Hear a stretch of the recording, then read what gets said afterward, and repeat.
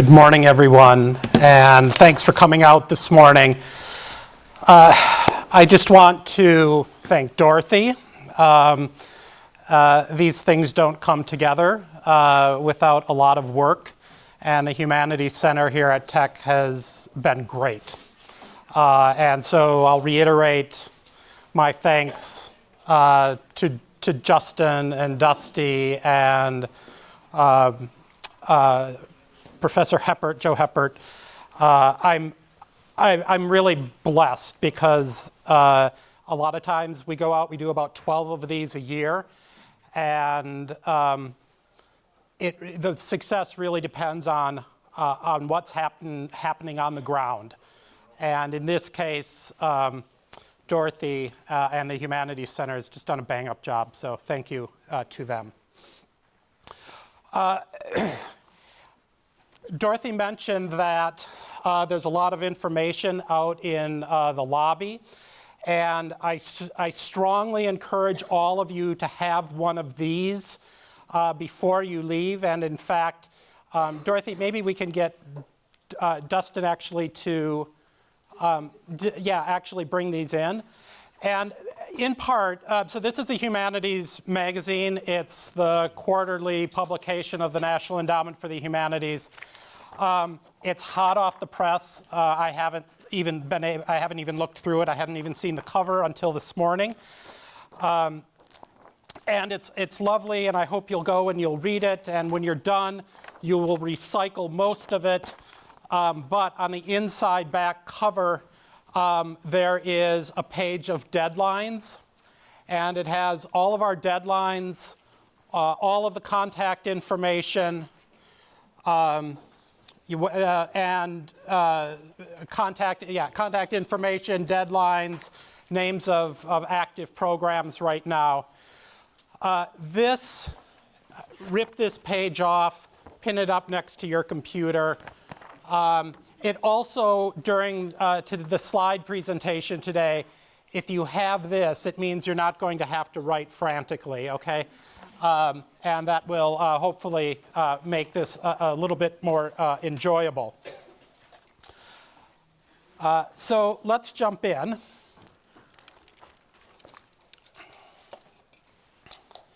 And this is my clicker, and I just do this. Yes, okay. Today's workshop will be divided in two parts. The first part will be something, and I don't mean this in a pejorative way, but it's sort of an info dump. I'm going to talk a little bit about the structure of the NEH. In large part, even those people who think they know the NEH are surprised by the range of our grants. So if you're a scholar and you know the Division of Research really well, you might be surprised, but there are other opportunities elsewhere in the endowment for you. So there are a lot of opportunities, some you might not know of. I hopefully we'll be able to enlighten you as we go along. As we go along, if you have questions, raise your hand. We'll deal with them as they come up. I think there's a sort of a Q&A session at the end of my 90 minutes scheduled, but I think we have enough time that we can handle them as we go along. This first session, the second session will be the mock panel, and that's when we actually get into the nitty-gritty of putting together an application. A lot of what we cover there, we'll be looking at 3 fellowship applications, but a lot of what we will cover there will be applicable to really any program at NEH. It'll also be applicable pretty much to any grant program you might apply to outside of NEH. So if you're looking at ACLS or Mellon or Guggenheim or one of those, what you pick up there, I hope, will help you as you prepare those applications as well. This first section is in 2 parts. In the first one, I'm just going to talk about NEH's Your Endowment. So we are federally funded. So to the extent that we do anything good, it's because you all pay your taxes. So there's been a lot of news lately, on some unfortunate news, that the current administration had decided that NEH should be eliminated, along with NEA and a few other agencies. I'm happy to say that Congress had other ideas. And so not only did we receive the amount of money that we've been receiving the past couple of years, we also received a raise. Strange days indeed. So we're right now at about $154 million a year. About 35% of that goes directly to the states. So the rest is left to fund people who, scholars, people who work in documentary film, at museums, in higher and secondary ed. So there's a fair amount of money available, and I will talk a little bit more about that as we go. But as a taxpayer, there are some things that you should know. When you submit an application to NEH, it's private. It's between the two of us. We, of course, will take it out and get it reviewed, but we adhere to strict rules of privacy. And if you submit in one competition and then submit in a different to a different competition or the next competition the next year, the panelists won't know from year to year. They always see your application as fresh. Okay, so that's important. We make awards in all areas of the humanities. And I know you're probably, or some of you are probably thinking, how is, well, that's every place defines the humanities in a slightly different way. Dorothy and I had this discussion last night. And in fact, Congress, in its wisdom in 1965, decided that they would define the humanities. Apparently, they thought they had some insight that we hadn't had for 2,000 years. And so they define the humanities, and you will see there's a list of disciplines that look pretty much like the departments at any college or university. There are some interesting things here, though.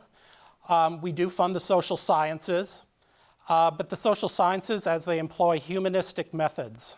And so we can talk a little bit about that if you want at some point, about what we mean by that.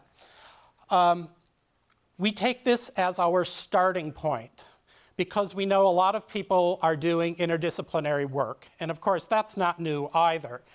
There have been debates about interdisciplinary work since I work in the early 19th century, and certainly the debates were raging then. The thing that's, so it's not just interdisciplinary within the humanities, but it's interdisciplinary with things like medicine, with biology, with the other kinds of science. And so we're doing all sorts of things. And so as long as there's a humanities component, it's eligible for funding at NEH. Help and resources are always available. Again, you pay our salaries, and so there are certain things that you should expect when you come to us. For most programs, we read draft applications. If you're applying as an individual, we probably don't. There are just too many of you, honestly. When we get 1,200 applications in a cycle for fellowships, for example, we couldn't possibly read 1,200 drafts. But most programs, institutional programs in particular, we read draft applications. We provide written comments on your application. So if you apply and if you're approved for funding, or if you apply and you're not approved for funding, you are entitled to everything that was written on your application. And you just need to send us a note and ask. And we will invite that note, I should say. We provide sample applications. So on our website, we have many applications posted, successful applications posted. If you don't see one that speaks to you, if you're working in an area perhaps that seems a little, we have sort of all the biggies up there, if you work in biography or if you work on American history. But if you work in something that's a little bit more obscure, just let us know, and we will find one that is more relevant to you. We're always available by phone, by email. We're paid to help you access the money that the government has made available to you. So you should never feel uncomfortable contacting us with questions or trying to strike up some kind of dialogue with a program officer to help you put together a better application. And finally, we hold webinars. We're in the beginning stages of putting together how-to videos. We do these kinds of workshops, blah, blah, blah. So there are other things that we do. So I'm just going to show you, since I've told you that there are these things available, I'm going to just show you how to get to them. Now, Dorothy said he's going to say something more in depth than go to our website. But at some point, when you're back in your office and you're at your computer, you're going to have to go to our website. So let me just remind you of a few things. So this is our website. It's incorrectly labeled, but I won't mention that. The application information is listed under grants. It should be applications, but it's under grants. We have a grant database. Everything we've ever funded is in the database. And for things funded in the last 5 years, you can see what's been produced with those grants. You can read summaries of final reports and the like. So if you want to know anything that was funded here at this institution, you can go there and see the full range of things funded at Texas Tech or in Texas, or however you want to arrange it. If you go to grants, you will come to all of our grants. It'll be a listing almost identical to the deadline page in Humanities magazine. And if you go to one, this is fellowships, it's the simple one. We talk about the deadline. If the deadline's passed, the page will still be active, so you can look at it. We tell you right up front how difficult it is to get an award. So we're going to give you some program statistics, and we're going to remind you of how to get a hold of us.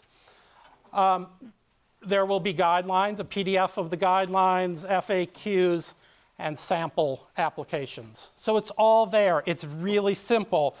And most people just click through this page. They want the application materials. They blow through that page, and they don't realize that there's all sorts of resources there to give them a hand. So let's then now talk about how NEH is structured. You know how to find a grant application. You know how to use the resources that are available to you. So now you just need to know what program to access. I'm not going to talk about every program you see there in the Humanities magazine. If there is something there that you're interested in that I'm not talking about, raise your hand, and I can say something maybe about, I say a little bit about almost any program there. So I mentioned at the very beginning, oh, interesting, it changed my font. I mentioned at the very beginning that about 35% of our money or so goes directly to the states. And we do have state partners in every state. Here we have Humanities Texas. I know the head of the history department, whose name Cunningham, Sean Cunningham? Yeah, is he here, just out of curiosity? No, he's not. Okay. He is on the board of Humanities Texas, so he's a really good resource for you. Every state crafts their own array of programs using NEH money. So some will support scholars, some will support education efforts. Almost all of them do some kind of public programming. You'll just need to look and to see what your state is doing. And I know there are sort of multiple states here, represented here. Michael Gillette is the outgoing executive director. I believe he's retiring after many years of great service. And so they're listed in Austin. If you're not familiar with them, you should be. If you're looking for money, you should be, because they're a great resource. Also, if you're concerned about the health of the humanities, sort of here on the ground in Lubbock, Texas, or wherever you're from, they're always looking, state organizations are always looking for resources, help to work on programs in your community. So they're always looking for volunteers, or maybe they even pay.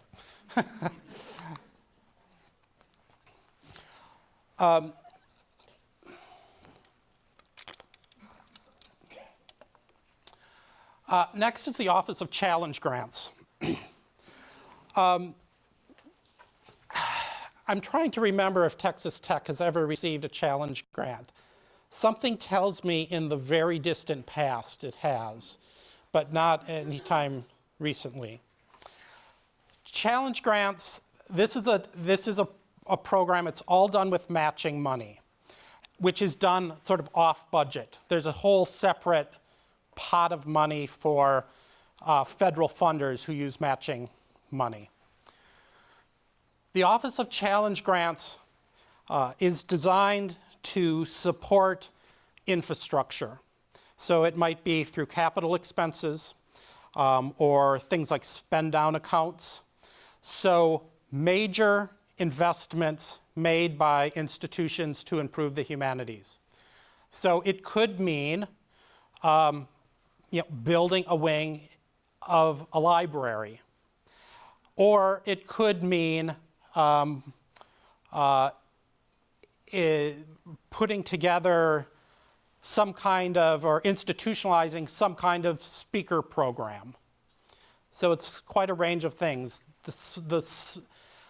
Typically they run anywhere from about $500,000 to $1 million each. So these are big investments. They require the sort of full force of your fundraising apparatus.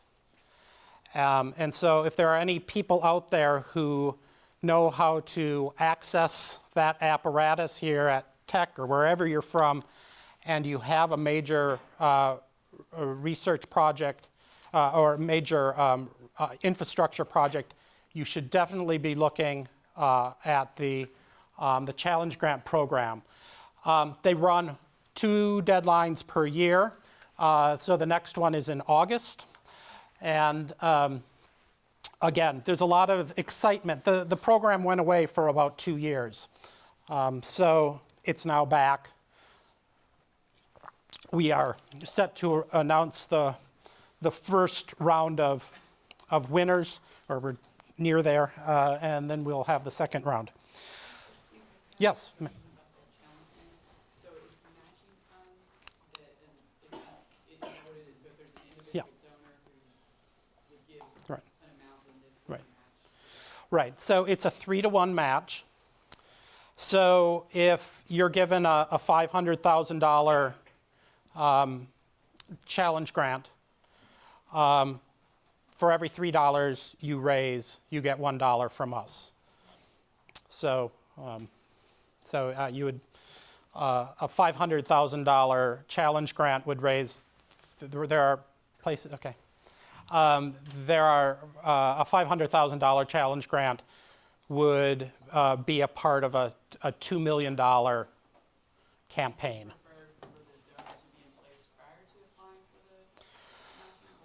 It doesn't matter to us. There are restrictions. If you're coming in with a donor already committed, there are some restrictions if the gift is already committed, some timeline things. You should be talking,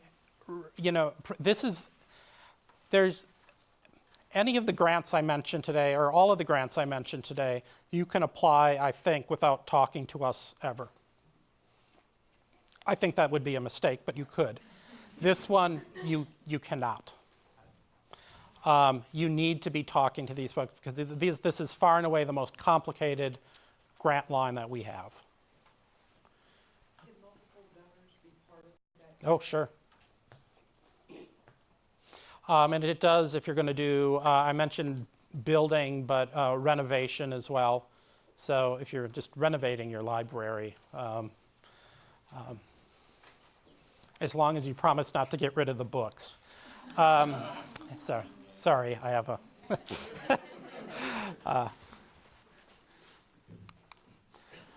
The next office at NEH is the Office of Digital Humanities. So all of our divisions and offices support work that is done with using the digital humanities in some way. This is what we would call, I guess, an office of innovation, perhaps. This is where we're looking, if you're just going to put something up on a website, this is probably not the place for you. This is for people who are, teams usually who are putting together sophisticated digital projects that in some way will often have some kind of risk to them. And here is sort of a general insight about federal grant making. It is risk averse. When we spend taxpayer money, we are asked, is it going to pay? What's the payoff? I hate that model, but there it is. Congress wants to know that they're giving us money, and we're spending it wisely on things that will pay a dividend. What we've done, though, is we've created a place within NEH, the Office of Digital Humanities, where we can take some risks. So we can say, this is a really interesting idea. This piece of software you're writing is a really interesting idea, but, and we're willing to take a risk. And if it blows up, okay, fine. That's fine. That's part of the game here. So we've kind of institutionalized sort of our risk in the digital by forming the Office of Digital Humanities. But they do a lot of things. They do a lot of work with digital partners around the world. So the Transatlantic Partnership, we have partnerships with the Germans, the Canadians, with the folks in the UK. So there are a number of large projects or partnerships we have going. We also have digital humanities advancements grants and digital humanities implementation grants. So that we used to be called Stage 1 and Stage 2. If you have a project and you're just doing the exploratory work, you apply for what used to be called a Stage 1. It's now an advancement grant. That will be up to $100,000, I believe. The implementation grant up to $300,000. And they also fund institutes to help bring people up to speed on the latest techniques in the digital humanities. And so those are advertised every year, I think in November for the following summer. Okay. I Sure. question.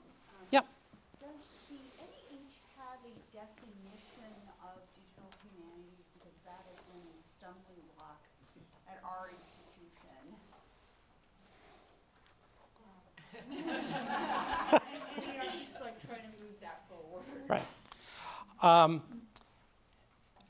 I suspect, in fact, I know the Office of Digital Humanities does have sort of at least an operational definition. I'm not sure that I know it and well enough to articulate it to you. And so I hate to say go to our website on this.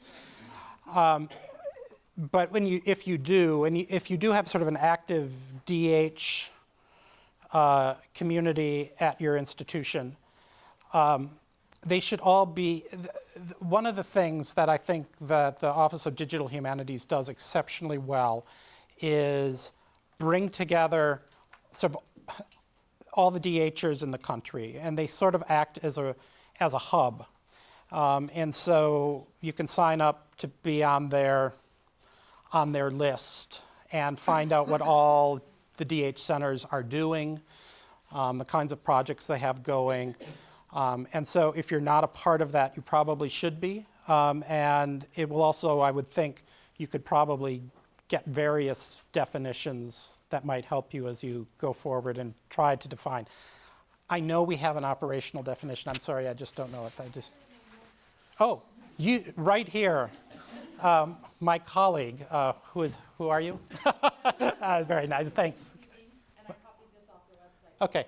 It's projects that explore how to harness new technology for humanities research, as well as those that study digital culture from a humanistic perspective. ODH does not fund projects that are about empirical social science research. Right. Okay, so that's. Thank you, I really appreciate that, because that's been a stumbling block with our dean and at our institution. So, the more we can align with Yeah. NEH, I think the better. Okay, yeah. It's hard because almost all of us, I mean, I do my own research. I work with a product called Scalar. I don't know if you are aware of it. It's a platform. I don't consider myself a DH person, but I use a lot of digital humanities in my work. You guys probably do the same. And so that line between what is just sort of expected work in the humanities versus digital humanities, I think it's just blurring and needs to be redefined probably all the time. So,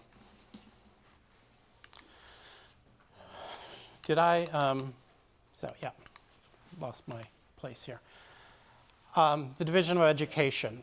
How many of you have been to an NEH seminar or institute? Is anyone? So there are a few of you. The Office of the Division of Education Programs is really concerned with what's happening in the classroom, both at the college and university level and at the secondary ed level. Traditionally, people know them because of the summer programs that we run. Summer seminars for school teachers, summer seminars for university teachers, summer institutes for school and university teachers, landmarks, that kind of thing. And that's a major part still of what we do. The idea behind these things is that by bringing together groups of, in the case of seminars, scholars, people who are interested in advancing their own research, or bringing together people who are interested in improving their teaching. If you bring these people together during the summer to study a common topic or a common text, it will enable them to sort of recharge their batteries and remind them why they've gotten into teaching in the first place. So seminars are research-based, usually around a major collection of some sort. Institutes are teaching-based and usually center around a group of texts. Landmarks are centered around a place. So if It could be anything. So, it could be the theater district in New York, or it could be the cotton fields around Lubbock. But it's a physical place. So all of those are open to you both to direct, if that's suitable, or to participate in. People who participate in these things, and please, those of you who raised your hand, feel free to sort of confirm this or deny it, typically find that, especially if you're young in your career, you make connections with people that really last your entire career. And so the reports that we get back from them are really very, very exciting. We put out in November a list of seminars, institutes, and landmarks for the following summer. You have between November and March to apply directly to the seminar institute, and they make the decision, so we don't. They apply to us for money, and then they re-grant the money. Okay?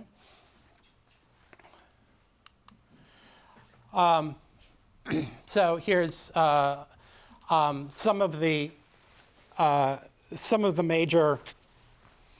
I've talked about the summer programs, summer seminars, landmarks. Very exciting sort of development is the Humanities Connections. We're about to run our third round of this program.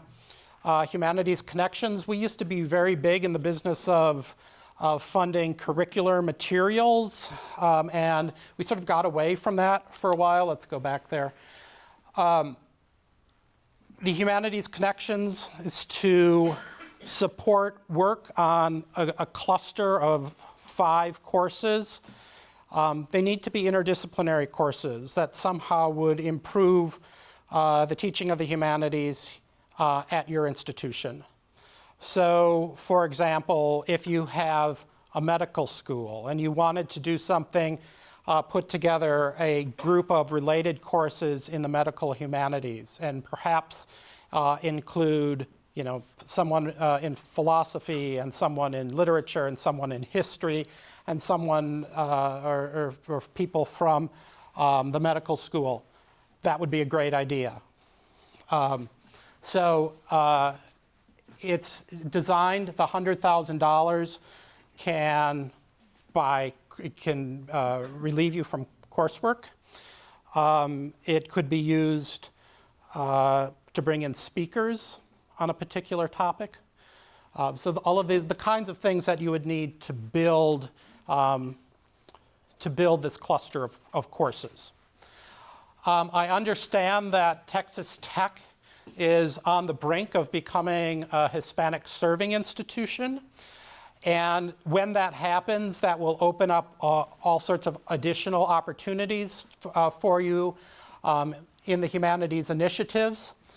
Again, there's a special pot of money for that.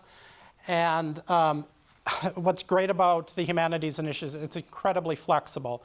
So you can do all of those things that you would apply to the Humanities Connections for, speakers, to bring in speakers, to bring in, to buy course release, but it's to get some kind of programming off the ground.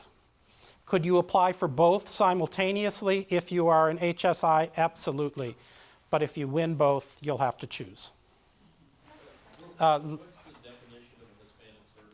Hispanic serving institution, I believe, is 28%. Is that right? 25%. So do you guys follow the Department of Education? Yes. Yeah, the list is set by the, and your certification or you're made official by the Department of Education. And I don't know a lot about that process, but I know you have to document for multiple years before.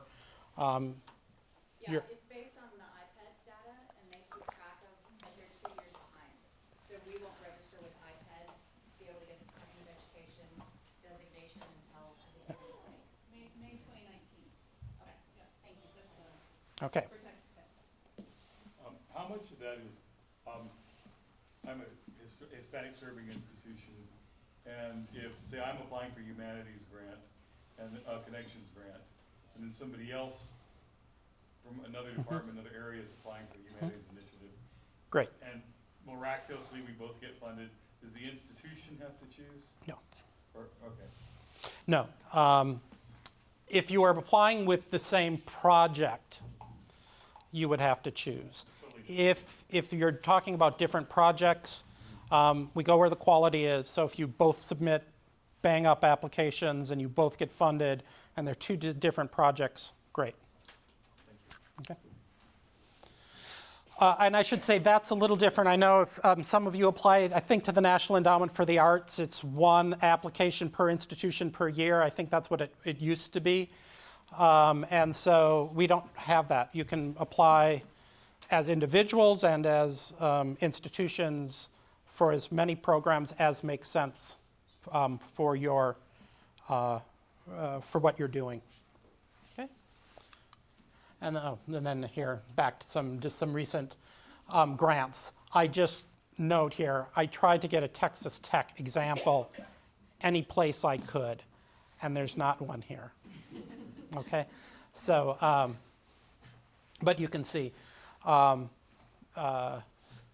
So I mentioned a medical humanities one. That's in fact what they did at Texas University of Texas.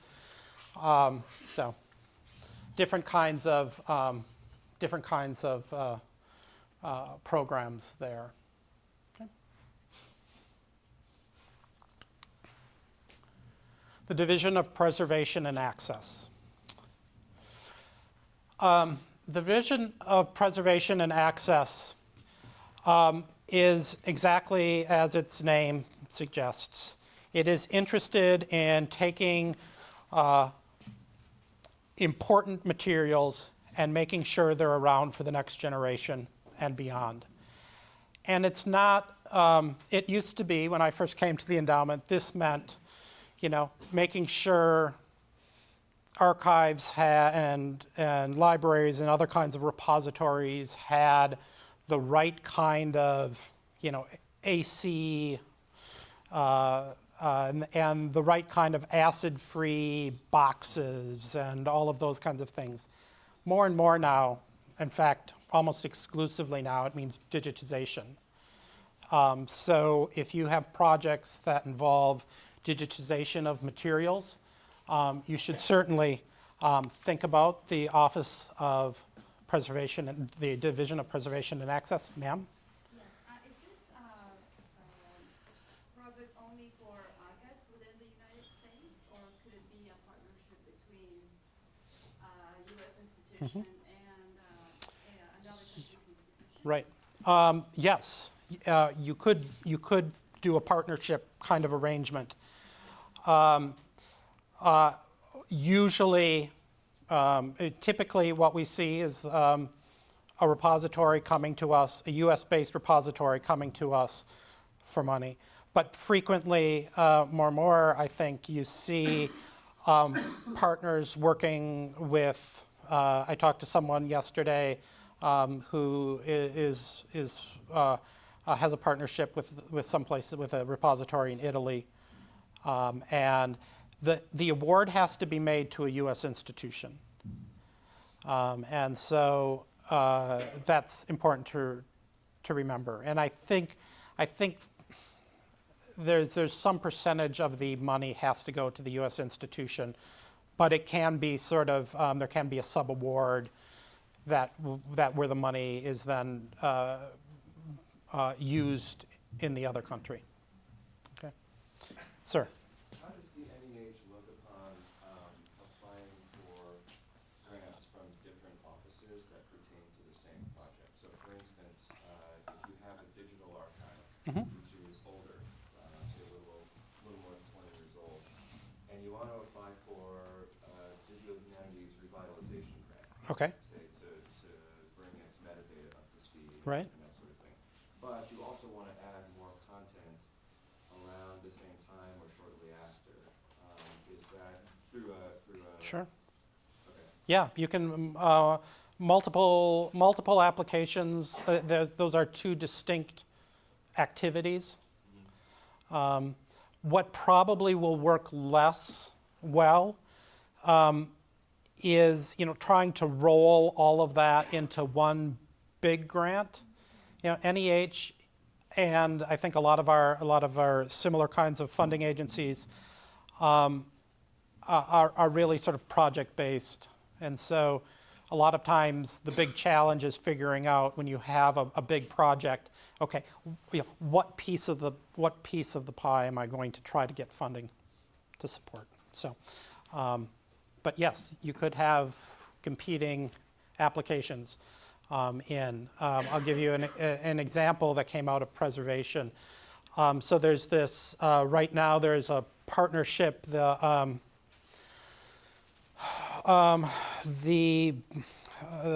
can't remember its name. It's the historical arm of the royal family in England has opened this huge archive of the Georgian papers, so all of the Georgian kings. Literally just stacks of stuff that has been uncatalogued. And it's a fairly complex project involving multiple institutions, multiple US institutions, working with multiple institutions over there to get all of this information up and online. So William and Mary is in charge of the digitization. The Library of Congress is doing public programming on it through, with another US-based institution. There are fellowships through the Omohundro Institute. So there are a number of institutions working on different parts of the same project. And so they're all, coming to us for money. And, so that's how we're funding it, rather than trying to fund the Georgian papers. But we're trying to work with each institution on their piece of the pie. So, ma'am. Did you mean that each of the institute which participated in the project applied for independent? Yeah, for their piece of the pie, but that could go for within an institution as well. So there might be. To collaborate, they just have communication and then apply for grants independently or separately? In this case, in my example, yes, they applied independently, and there's a very elaborate sort of collaboration going on. It's just that's how they've broken it down. But within an institution, if you have a large project based at one institution, multiple offices could certainly apply for whatever piece that office is doing. Okay? But then do you find like a certain stage of a bigger project, like this part will finish it, will lead to another place, but now I'm Yeah, applying okay. for this part only. So, yes, we'll do that as well. So we fund at any stage of a project. As soon as you have a viable project, you should be coming to us. And maybe you're funded for the first piece, which is, the digitization piece. And then maybe you want to do public programming. Once the digitization, you have public programming ideas. And then we can fund that. It's less likely, given our structure, that you're going to be able to roll all of that into one big funding grant. Okay. Maybe you can, but.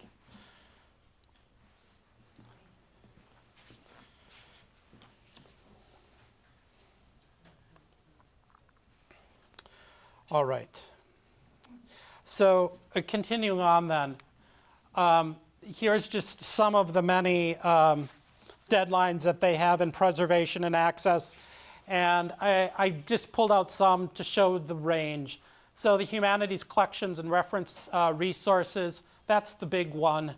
That's the big, but you can apply for things that are much smaller, preservation assistance grants. Maybe you just need someone to come in and tell you if your stuff is worth saving. Maybe you just need to know what would it take to digitize a collection, and maybe you don't have that expertise on staff. So the preservation assistance grants might give you just the small amount of money that you need.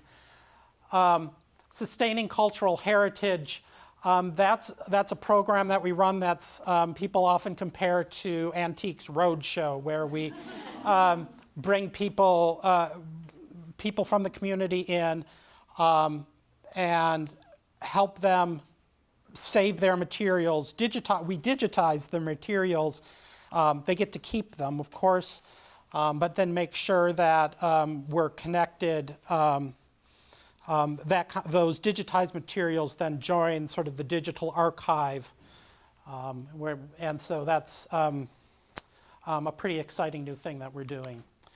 And then you can see there are some recent grants, and there have been some recent grants here at Texas Tech, some other places. So is either William Tideman or David Dial here? They're retired now. Oh, okay. Well, I guess I must have had to go back a couple of years. Although PAGs haven't been, preservation assistance grants haven't been around all that long. Sir. Are these available for foreign projects as well?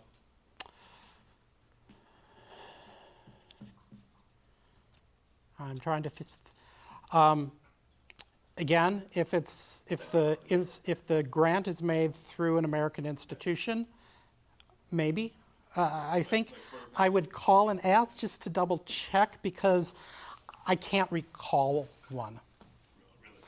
I mean, I don't work with these on a day-to-day basis, but I try to sort of look at their grant lists, and I don't remember such a thing, but I might not have been looking for it. Most of our grants, most of our grant lines are open, again, to working with foreign institutions, as long as the main institution or the applying institution is a U.S.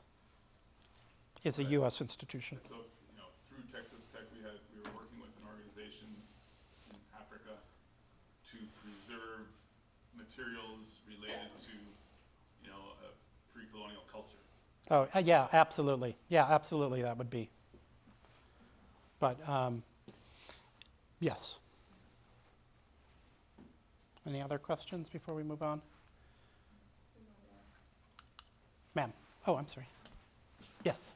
Okay, this also funds historical materials, archival materials which are not yet digitalized. Mm-hmm. Can you confirm that?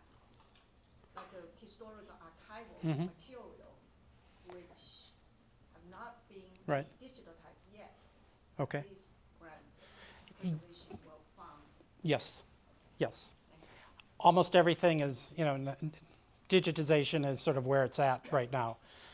So that's what I usually talk about. But absolutely, certainly if you have a traditional material archive, absolutely. No, which is not published yet.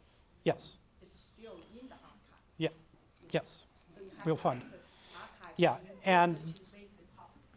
yes, and in fact, in that kind of thing, there are all sorts of opportunities. The humanities collection, the reference resources, for example, people are still producing sort of traditional finding aids, as well as doing digitization on things on material archives.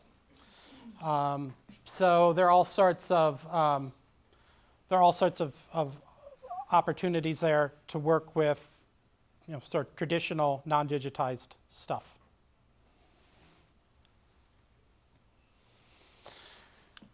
The division of Ken Burns.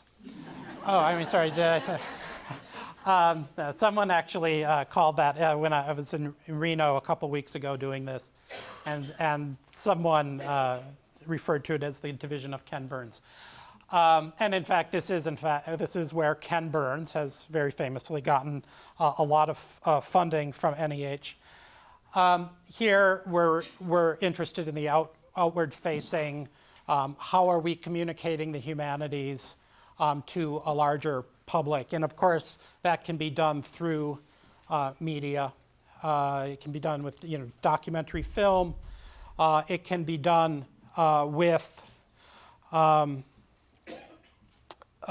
in museums, libraries, developing reading programs at libraries, developing exhibitions at museums. So things like digital projects for the public, these are usually done through museums, but putting together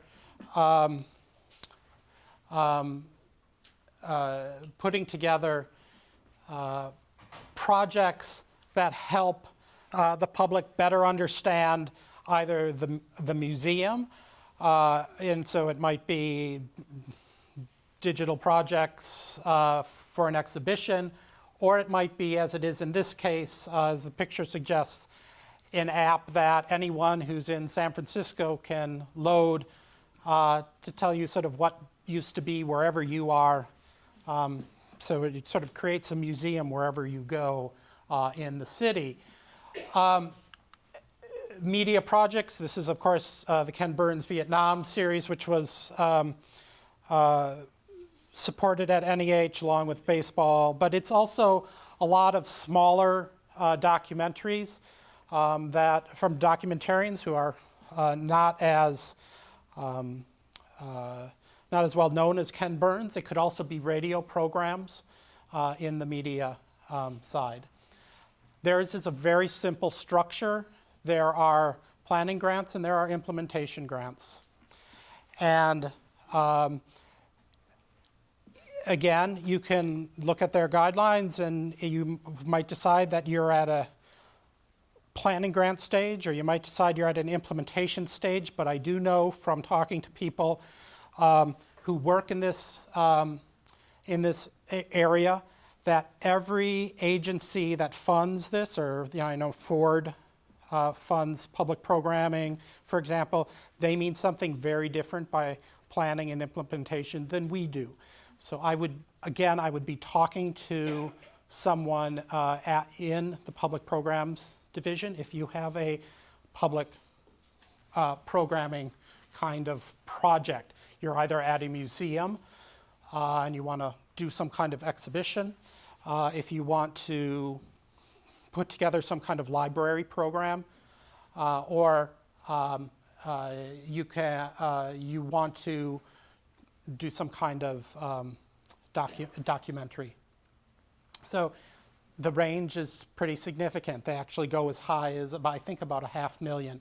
We also run the NEH on the road, which simply takes,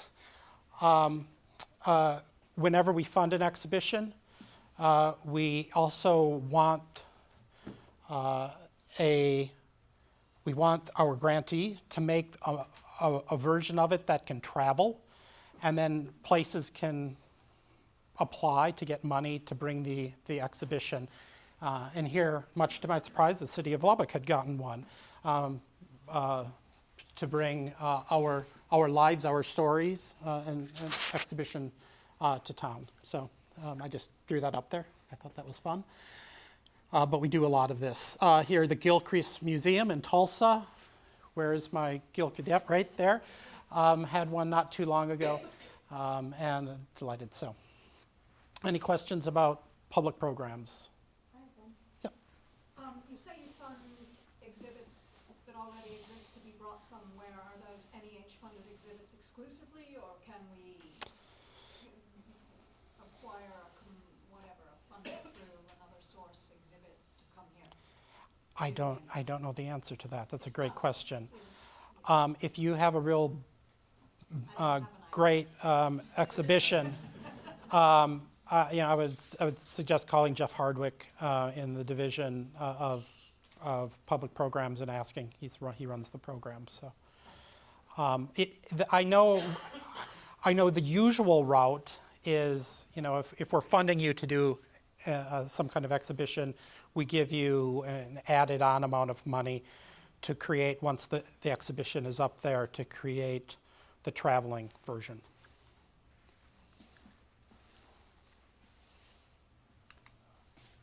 The Division of Research Programs, and most of you, since we're here at a university, most of you have probably come to hear about the Division of Research Programs, or these are the ones that you know perhaps the best.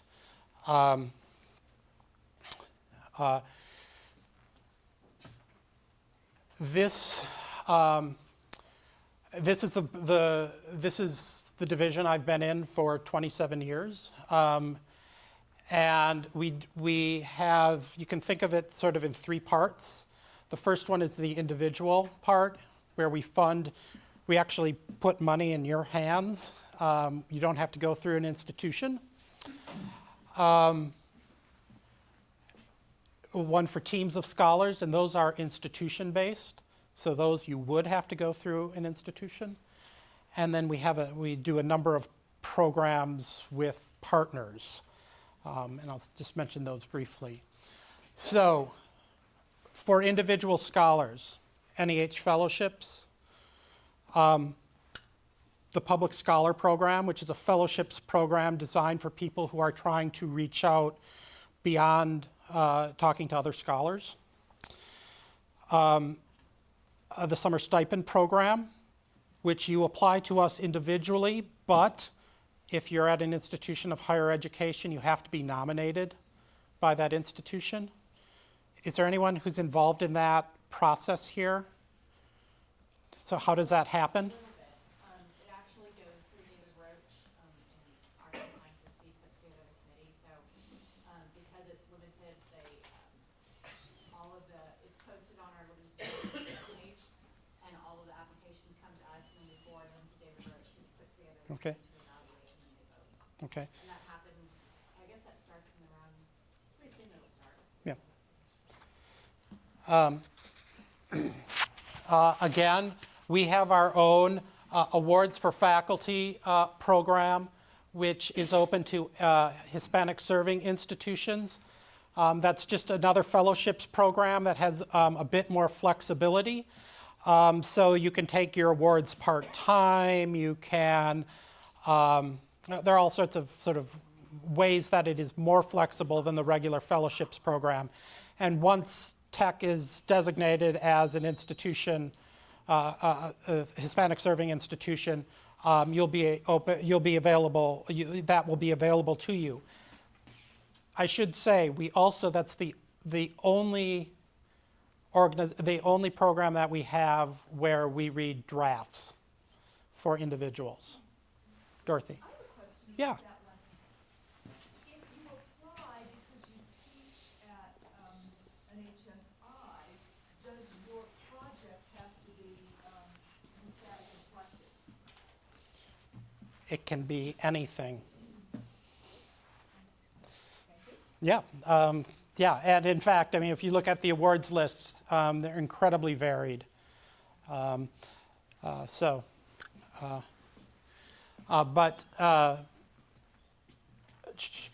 if you're, for teams of scholars, we fund through collaborative research and scholarly editions and translations. And let's actually back up. Forget I just said that, I'll say it again in a minute. So fellowships, the deadline here, this is our big program. It's the one that's the oldest program at NEH. We've just gone up to $60,000 as the max award. So we're back sort of in, trying to keep up with ACLS. So we've raised our awards. It's for continuous work, 6 to 12 months. Here's the catch. The deadline is this Wednesday. And I know many of you are already putting together applications. I've talked to you yesterday. I'll no doubt talk to you, a few of you today as well in the afternoon.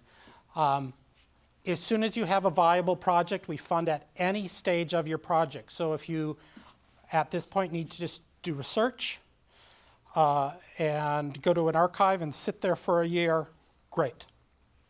If you're halfway, if your book is half written and you need 12 months to write the other half and sit in front of your computer, great, we'll fund that, or anything in between. And so we'll talk a little bit more about that in the second half today, but fellowships is what most people come to us with a fellowships type project. Usually it's a book, not always anymore. So What's the funding rate? the funding rate is about between 1 in 11 and 1 in 12. I think ACLS is about is in the 1 in 20 to 1 in 30 somewhere. They're more. Guggenheim is 1 in 35, 1 in 40, something like that. So those are. So 1 in 12 sounds really intimidating to me, but until I hear it in context of some of the other. So, other questions about fellowships? Yep. Once you can apply for multiple rounds. Yes. Get feedback and then you Yeah, can- and that's the great thing. You apply in mid-April, and if it's not funded, you get your comments, you apply again the next year.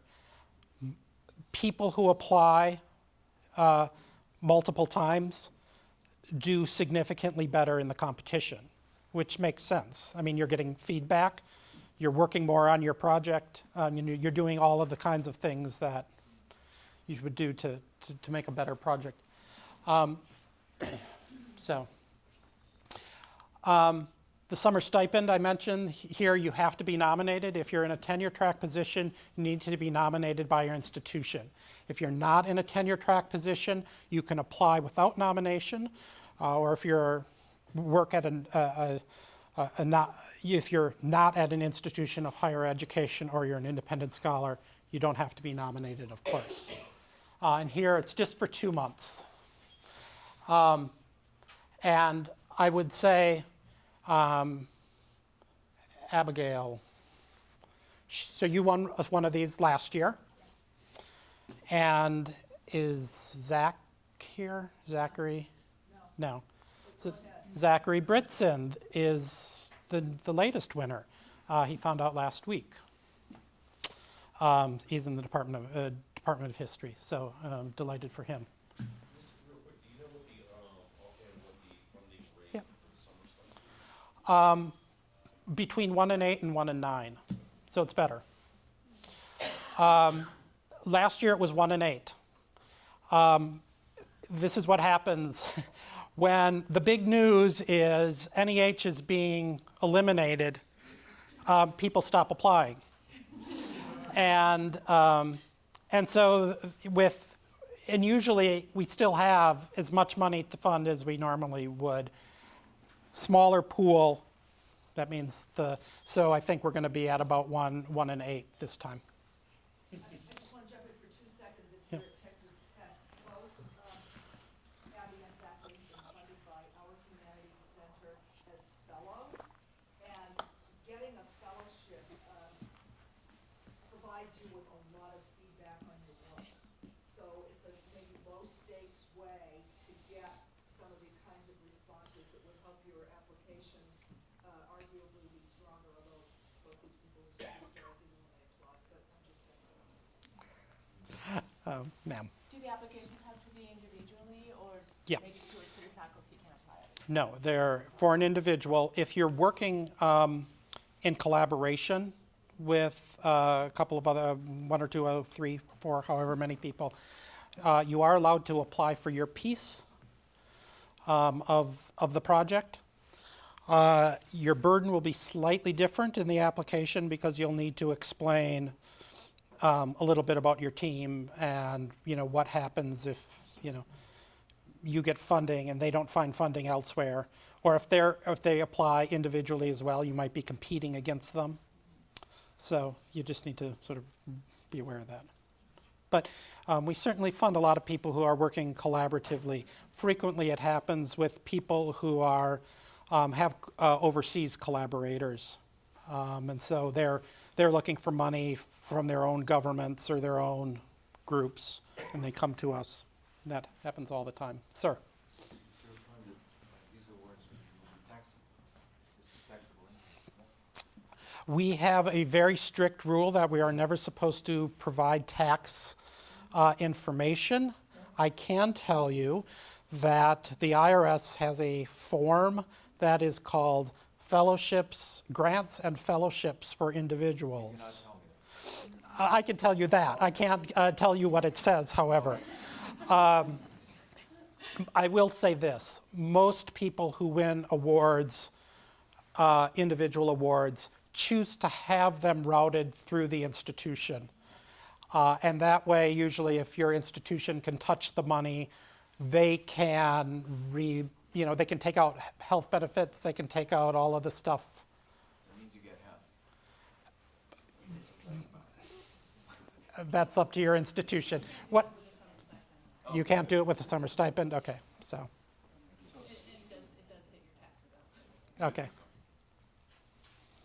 I just have a question again. Sure. The previous one, the research project. So, so you have the $5,000 a month. Mhm. That's great. Is there a way, if they want to use some of the fund to subsidize, to buy off some coursework, Yeah. to allow me to get that full time? Yeah. Usually, if you route the money through your institution, they will sort of arrange for that. And I'll tell you, that we don't care how you spend the money. This is sort of salary replacement. That's how we think of it. So if we give you $60,000, that's obviously you're going to use that to go to the grocery store, to pay your mortgage, to do all of those kinds of things, to free up. But it will allow you to free up time for you to work on your project. So we don't say, you don't have to, there's no complicated budget here. You don't have to tell us what you're going to spend it on. So if you choose to use it to spend on, to directly fund someone for course release, I guess that's your business. I would caution you that doing it directly puts you in an awkward position because you become sort of an employer and you need to pay attention to things that employers need to pay attention to. Yeah, I'm just talking about myself, to Yeah. allow myself to create some of my Yeah. time. So, what I said, Yeah. do I have to provide, before part of the application, do I have to provide to you proof that the institution will allow me to get free time on this? Or I have to work this out with my... You will have to work it out and, OU has very clear channels. Okay. You can do for this stuff where they tell you how much. How to do that? yeah, most colleges and universities have some kind of system worked out so that if their faculty members receive awards, and Dorothy can probably tell you more about that, or someone she knows here can tell you more about that if for tech, if you're at OU. Yeah. Okay, Looks like there's a system. sir. Just to sort of follow up on that, I mean, I know that the award is, fellowship is for sort of having this full-time research, but it's kind of related to his question, though. I mean, at the very least, does an applicant have to show that they're actually getting complete release time in some capacity to be able to show that they're actually doing this full-time? I mean, I always wonder Yeah. what happens if you get the fellowship and the university says, no, we can't really match that to give you time off.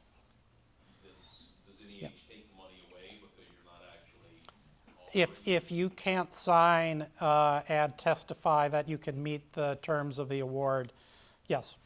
Well, the institution has to sign the paperwork with all the Yeah. signatures on Well, your yeah. page application. What They have this, a full obligation yeah. to Yeah, that's certainly the case with institutional awards. For individuals, so I mentioned at the very beginning, you don't have to tell your institution, even as far as we're concerned, that you're applying. But the fact of the matter is, it is probably to your benefit before you apply to open that dialogue with whoever it is on your campus. If it's a sponsored research office, just so they know you're applying and they know what you're thinking of doing, so that there are no surprises once you win an award. We did take an award away from someone who was at Harvard. Harvard would not give them the time off. And I don't know what was going on there. We don't ask, we don't get involved in that. But the person could not get the release time. And so the award. That is kind of my question, so it really does kind of null and void the award because you're Yeah. not really able to meet your size. Yeah. Okay. If you're at Texas Tech, and things may have changed, but I do believe that if you go to our amazingly wonderful OEPR, that there is an office that should you get an award, and should that award not be as much as your salary, they will top it up to be your salary. My second year here, I got a residency, it was unbelievable, I got a ton of work done that came with zero money. An office, I got some nice things with zero money. This office paid my salary for that semester. So the difference between what I was getting and my salary Yeah. was my whole So salary. and that's done through the VP for Research office? Help me out, I actually it don't know was that. Kathleen Harris. It was Kathleen It was Harris's Kathleen Harris, office. she was the Director of Office of Research Services. I don't know Yeah, about well, so that. it's the Office of Research Services, but, yeah. All right, so I mentioned the Public Scholar Program. It's set up the same way as the fellowship program. The fellowship program funds books that are interested in reaching out and speaking to a broader public. And honestly, we want all of our work to reach out to the broadest possible audience. But the Public Scholar Program is really designed for people who are, going with the trade press. It's a whole different style of writing, as I've come to find out. We're in the third year of that now. We've had, I think, 5 books come out so far. And in fact, we've had a Texas Tech Public Scholar in the philosophy department who's writing a book on In Praise of Failure, Kostka Bratatan. And then there are some other examples of individual award winners, and a little congratulations to Zachary Britison down below. And these are all for books. And most of the things, most individual scholars apply to us to write books or articles. And articles, it would really depend. In some ways, this is a case of disciplinary preference. So in philosophy, oftentimes the result is a group of articles. And that makes sense for that particular discipline. But public facing, like in public accessible. In Public Scholar, it's almost always books. It's in fellowships and summer stipends, it can be. No, but that's not. It's almost always books. I don't know that I've seen otherwise. I should say, okay. So there are some winners. Any other, before I move on to institutional research that we fund? Sir? Just to be clear on that, it couldn't Yeah. be that somebody was doing a lecture series in the public that could get funded? No, but you could probably go over to the Division of Public Programs, and there would probably be support there for that. Certainly public scholars often, when they propose their books, also are talking about what they're doing to promote that book, and it includes public lectures and that, but it's always tied to something. When you're talking about translations, Yes. Kind of in reference to that, Mhm. some of us here teach modern languages Mhm. literature. Can the book be published, or can we be working a book in French, Portuguese, Spanish? Yes.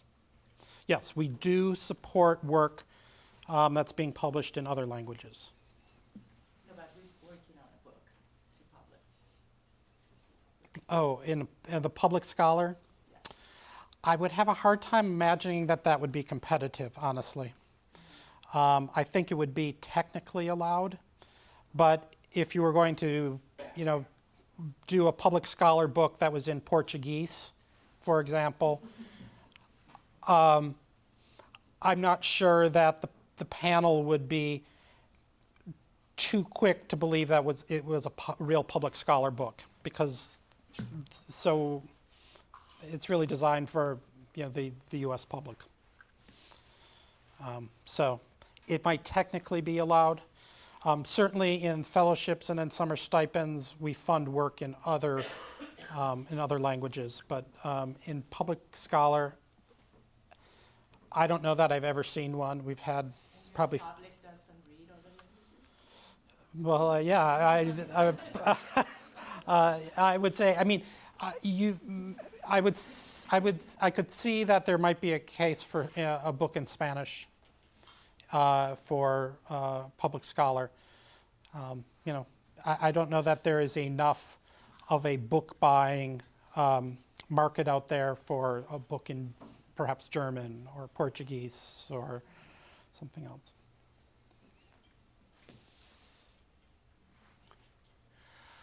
We also fund through institutions, institution-based research, team research. So in collaborative research, for example, we support archaeological work and work on archaeological work. So archaeologists often don't like to publish, and so people will come in behind them and make sure that their work gets published. We'll certainly do that. Other kinds of convenings, so if you want to hold a conference here on a particular topic, there's money for that. If you are working on a big collaborative project, and you want to bring people together to work on that collaborative project, you could apply for that. Also, then there are larger publication grants. So if you're working on a multi-contributor book, or when I say book, digital product, that could be here as well. So it's really a wide open category. The funding ratio is about 1:6, so it's pretty good. And that it has a deadline in early December. Scholarly editions and translations. Here, I should say, if you're doing a small-scale scholarly edition or a small-scale translation, and you can do it, and it's just by yourself, and you can do that as a part of a fellowship, we accept those projects as fellowships as well. But if you're working on a team to do, so the Mark Twain project, for example, complex project, multiple editors, they would apply to the Scholarly Editions project. We do a lot of translation work, support a lot of translation work. And the difference between sort of us and the NEA's translation program, we're really interested in the scholarly apparatus. So, what kind of decisions are you making, and are you documenting as a part of this, as part of your translation project? I thought I saw a hand somewhere. Okay, ma'am. Translation must also be collaboration? Pardon? Translation must also be collaboration? Yeah, large-scale collaborations, yes, would apply here. So, for example, do I have one? At Baylor, this is one. It was multiple translators working on a project. They would go to the translations program, scholarly translations. If it's just you, apply. If If it's just for your work, I would probably go the fellowships route. It's just easier, and usually what you need is time off to spend doing the translation, and that's what the fellowship provides. So there are options.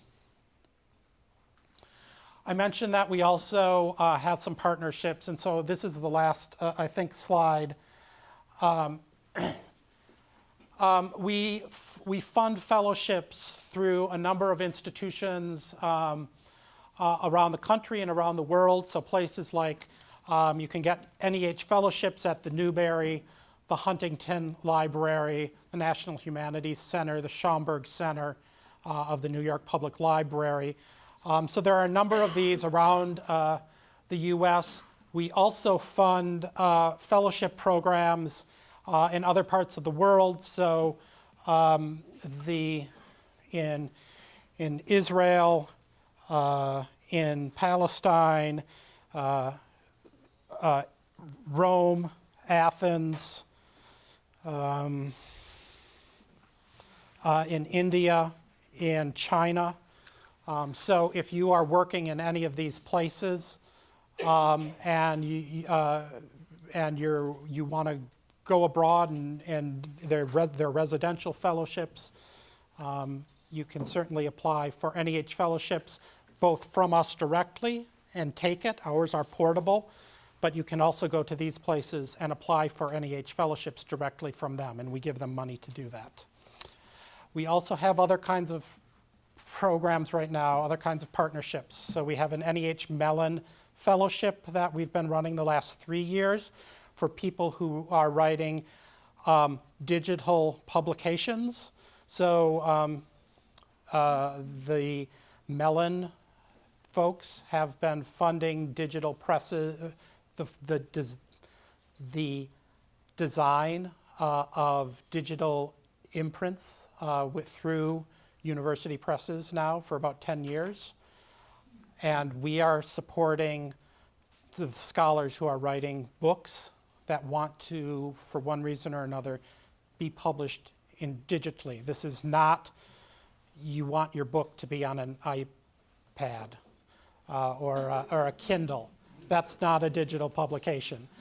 But if you're working, say, in music, and the best way to talk about your scholarship is to include sound files, or if you're working in film or art history or anything visual, and using other kinds of media other than just print, you might want to think about the NEH Mellon fellowships. And we're just about, I hope, to announce a 3-year extension of that program. We also fund through the Library of Congress. So if you're a junior scholar and you need to go to the Library of Congress to do research, there's a lot of money for you through the Kluge Center. We run those programs. We also run programs for the Japan-US Friendship Commission. So if your specialty is Japan, there's money, sort of special money there for you as well. At this point, I think Dorothy, am I right that we're going to 10:30? So we have about 4 or 5 minutes left, so we can do some more questions. Otherwise, we will take a break, and then we will convene when? Yeah, well, so let me just make a couple of announcements and then Okay. so we can have 4 or 5 minutes. Okay, we're gonna take a 15-minute break, back here at 10:45, or if we have 4 minutes, 10:49. Bathrooms, if you didn't find them, when you exit this room, you can go either that way and take 2 lefts, or go that way and take 2 rights. Take the same bathrooms on hard, parallel to this one, but over a little bit farther that way. Okay. We didn't ask you to sign in this morning, my bad. Please stop and sign in. If you registered, you're just gonna say, hi, my name is blah, blah, blah. We have an alphabetical list, we'll just check you off. There are a number of people who did not register. Not a problem, cool, we're thrilled to have you here. There's a sign-in sheet. And I don't like leftovers. Remember to pick up some materials. I think my business cards are out there as well, so you can pick up a business card. If you have any question ever about does NEH fund X, or who do I talk to about Y? Just shoot me a note. It's no big deal, but take my card. So I'll see you. Any other last questions? Anyone want to have the last word? Sir, you get the last word. NH grant and the Mellon grant, Mm-hmm. you think that would fund the production of a textbook, electronic textbook? It's big pushing out Yeah. the library world to bring down the prices of textbooks and Yeah. doing it electronically. Most of our grants don't fund textbooks. Everyone hopes their book gets used in the classroom. And so in that regard, everyone is hoping that they're producing a textbook. But if it is specifically designed as a textbook, chances are it's not going to be eligible at NEH. If you have a specific question where you're doing something kind of slightly different than that, I'm happy to talk about it with you, okay? Okay. We'll leave that. So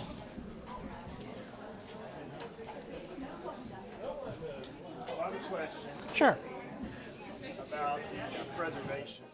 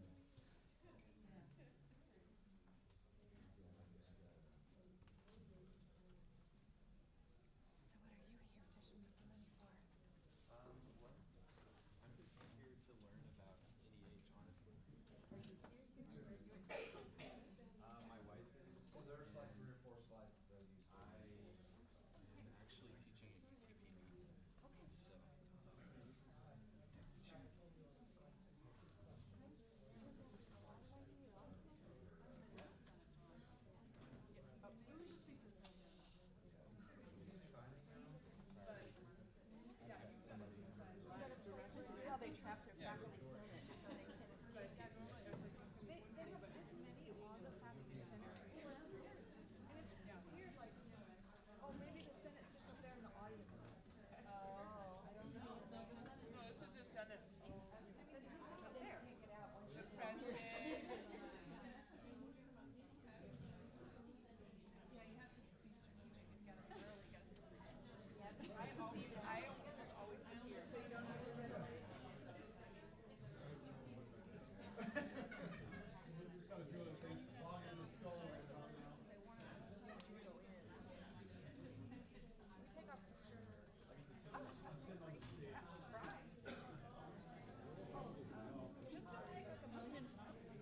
Sometimes you ask people to take your picture and they take like 12 pictures. Oh, but well, they'll do it in reverse, is that what you're saying? Yeah. Is that better? I did myself for Friday. But this is more like Is Friday a sort of a red and black kind of day? Oh, is that just the school colors? check it before. So they know where the heck you're at.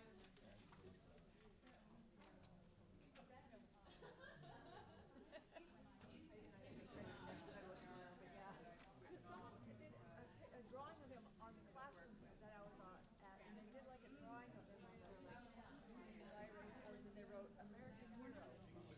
And this, that, you know. So I don't know, maybe they somehow can draw, because it looks like they're talking, or like I'm working on. I think that's a famous picture.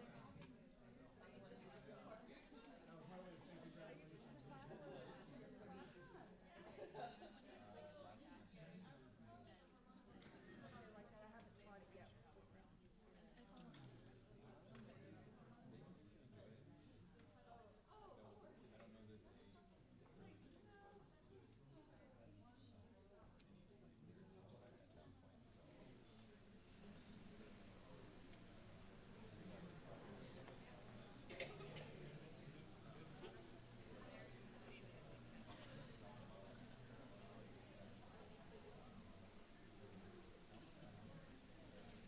The things we know, we probably knew that.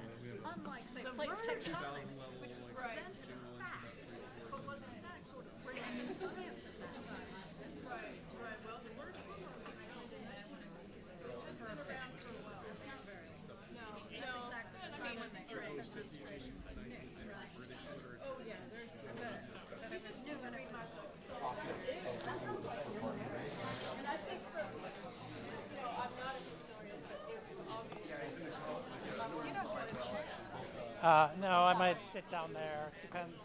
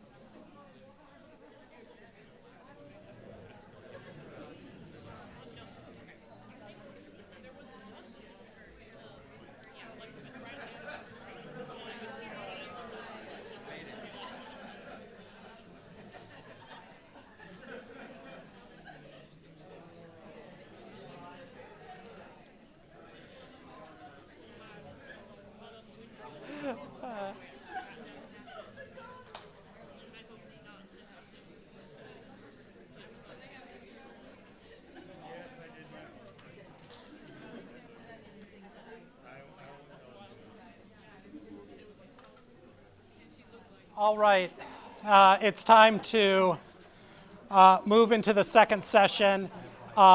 This session should be a lot less. Me and a lot more you, I would think. But we'll see how it comes out. I should have mentioned that we're being live streamed to at least a couple of institutions. San Angelo or Angelo State, is that, yes, I think, and to El Paso, I assume to UTEP, and so hello to those folks, and I apologize in the first in the first session, I was supposed to repeat questions as they came my way for your benefit. I forgot. My apologies, but we'll try to make that right this time. So, hope you had a good break. Let's jump back into it. This session is really much more about the nitty-gritty of submitting an application, thinking about strategies that'll work when you submit your application, whether it's to NEH or to some other grant institution or grant agency. It's also to demystify the process. I'm horrified that I'm having a hard time saying this, but I'm a scholar myself, although I'm aspiring to be a scholar myself because I don't have as much time as, but that's how I trained.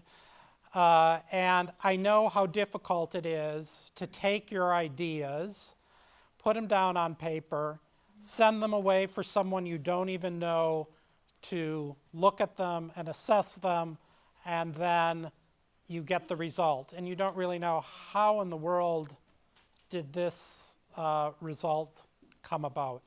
I'm hoping that I can demystify the process, help you understand how decisions get made on your project. We're going to do this. Here's a very quick. I don't really actually like this.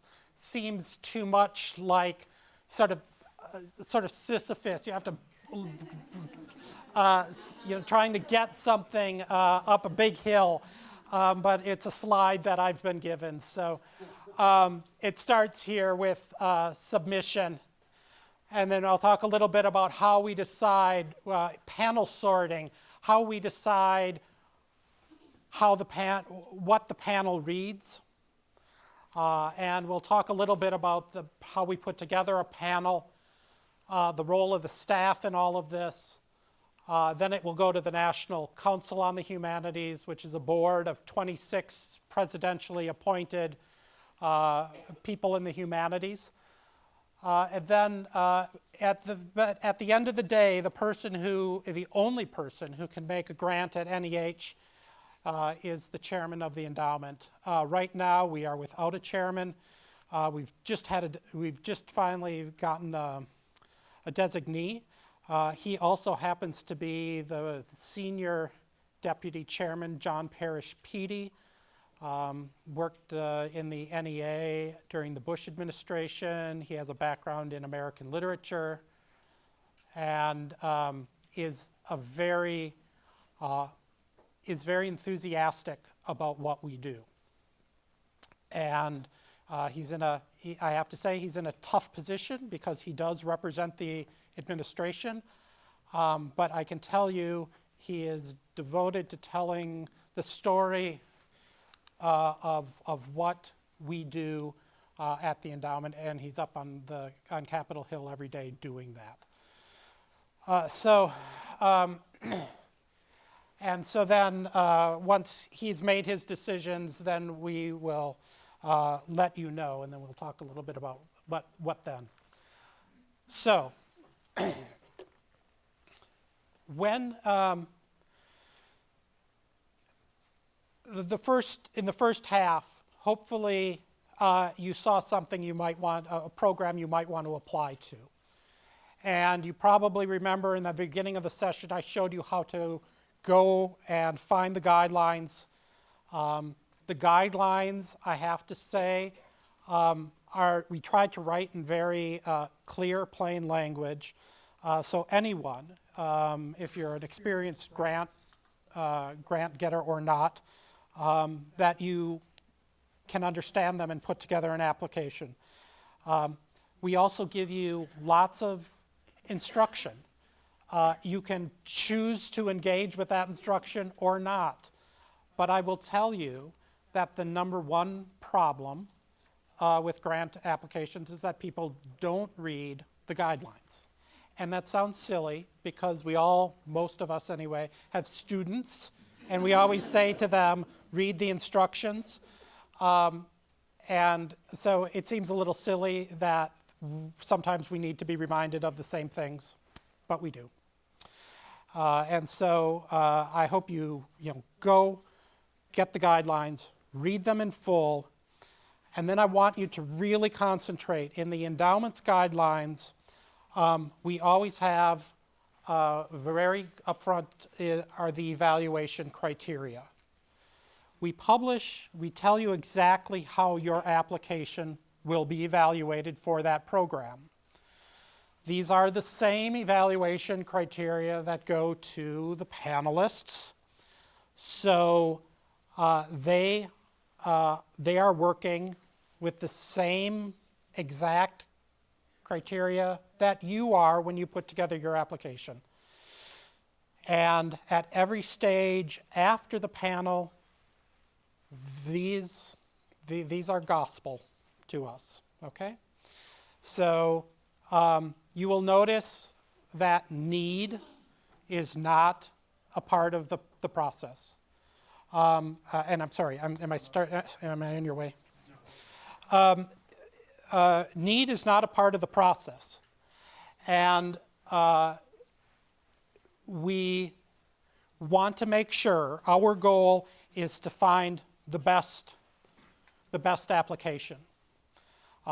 We don't evaluate based on reputation. You don't get an award because you once wrote a really great book. If you don't write a really great application, you're not going to be funded. Okay? That said, I have never seen an application that doesn't have faults. So this process is all about, for us, weighing the competing faults and finding which ones are the best overall. So when we'll get your app. So you will pay attention to these, I hope, when for whatever grant program you're working on. Pay attention to your evaluation criteria. You submit your application. What then? Well, I can tell you it's pretty simple. We're reading like mad when you submit your application. And we're looking at all the applications that have come in for a particular deadline. And our goal is to get like applications together. So that might mean in the fellowships program that it's disciplinary.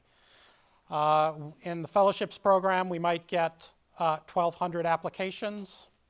And we might have 40 panels, disciplinary panels, covering the full range of the humanities. And our goal is to try to get the like applications together, because there's some stability, but there's also a lot of variability in our panels every year. So I know my area is British literature.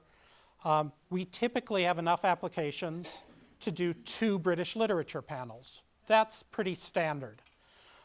We get a lot of applications in U.S. history. But then you get into something like film studies. In some years, we get enough applications so that we can devote a whole panel to film studies or cinema studies. Some years, we don't. And so maybe we have to combine that with, maybe it's a film and media panel some years.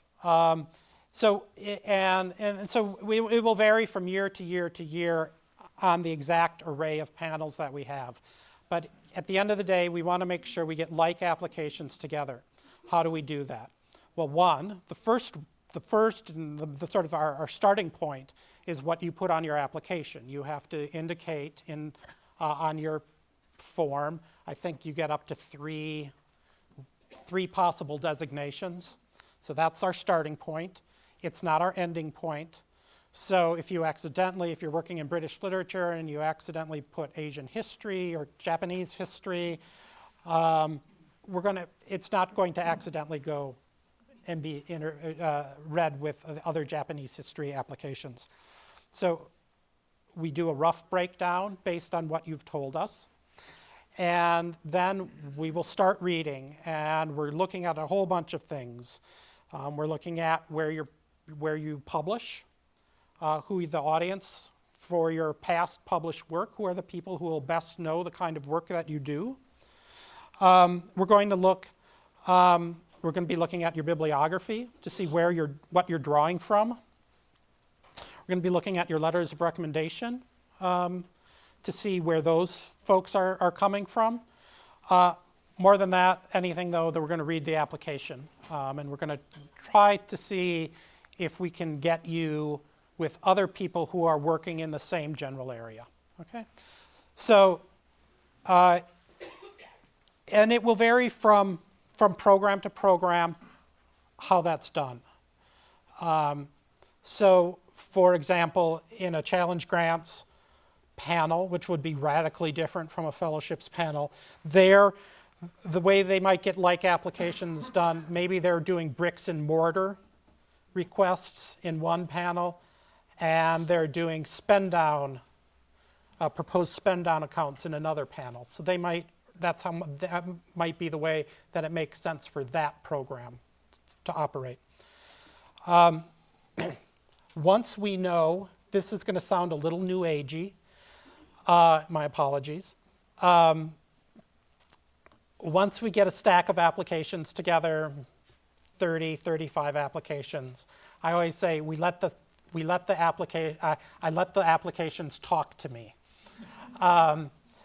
And what I mean by that is when I start recruiting panelists to review those applications, I'm looking at the range of those applications, I'm looking at their range of interests, and I'm going to make sure that I get panelists, 4 or 5 panelists, depending on the program, that will cover the range or as close as we can in that panel.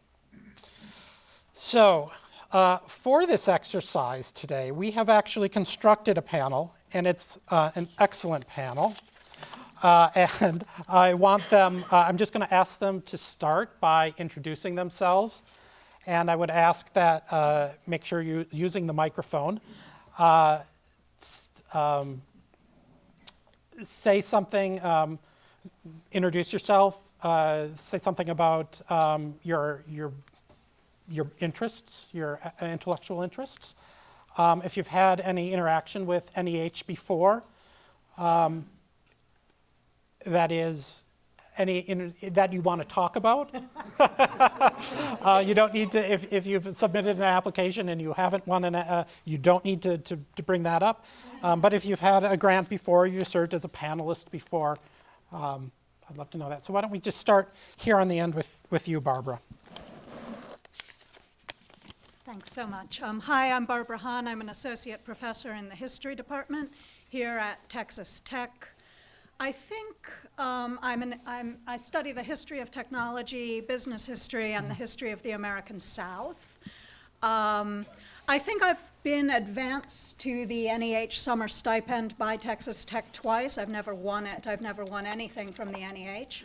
I intend to keep applying. My current research projects, however, have been successful in winning funding, mostly from Europe. My current book project was funded by a Marie Curie International Incoming Fellowship to the European Commission for 2 years, and another project in agricultural history. That was my Industrial Revolution project. My current project in agricultural history is a collaboration funded by the Max Planck Institute for the History of Science in Berlin. Hi, I'm Amy Kerber. I'm in the College of Media and Communication. I'm a professor in communication studies and also an associate dean in the college. So let's see, my background, I have a lot of different research interests, but most recently I just published a book titled From Hysteria to Hormones, A Rhetorical History. I think the title says it all. So, but anyway, I have generally, my interests are in history and rhetorical constructions of women's health information over the centuries and into the present. In terms of NEH experience, like Barbara, I've been accepted, or I've been put forward once, not twice, for the summer stipend contest, but I was not successful. Thank you. I'm David Larmer. I am in the classics program in classical and modern languages and literatures. I started out studying Greek poetry, ancient Greek poetry and athletics and the connections between the two. Lately, I've been working on the Roman side, looking at Roman satire and its connections with gladiatorial combat. Along the way, I've also worked on some comparative literature projects, including Russian literature and the classics, and discourse and ideology in the novels of Vladimir Nabokov. I did apply for an NEH translation grant many years ago, but I wasn't successful. Well, the gladiator combat will prepare you well for being a panelist, perhaps. I'm Wyatt Phillips. I'm an assistant professor of film and media studies in the English department. My main area of research is media industries, specifically American media industries, late 19th, early 20th century, the role of genre in 20th century mass media. My experience with the NEH is primarily sitting where you're sitting at panels like this one, and I know people that have won them. Great. So let me tell you why this group would be, in what ways it would be similar to a panel and what ways it would not. Gender mix, we worry about that, so this is pretty good. I don't recall, none of you are junior, sort of, you are? Assistant, yeah. Yeah, oh, so you're an assistant, so that's good. So we always try to make sure we do have at least one assistant professor or someone in sort of in the junior ranks on a panel.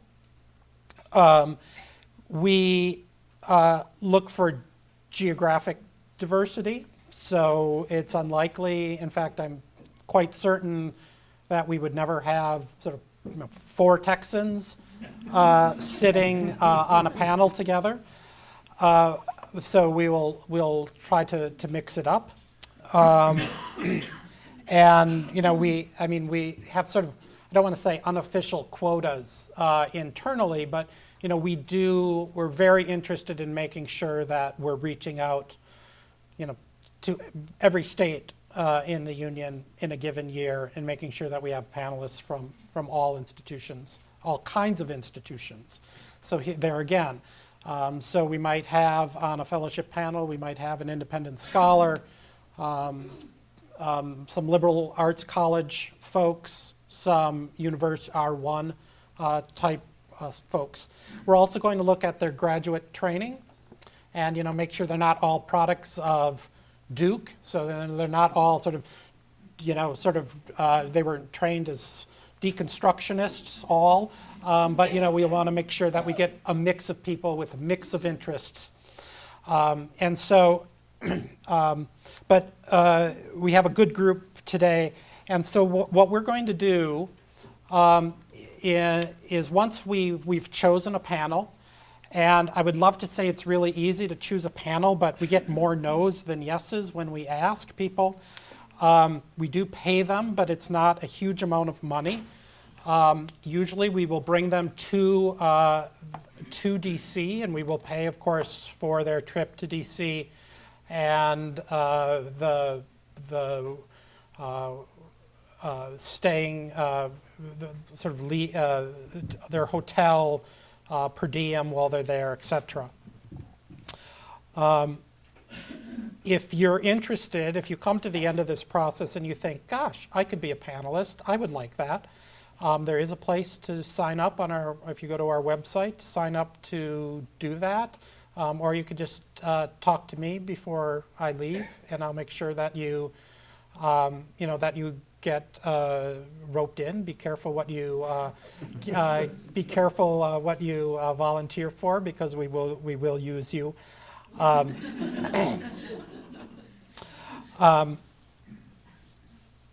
they will get the stack of applications.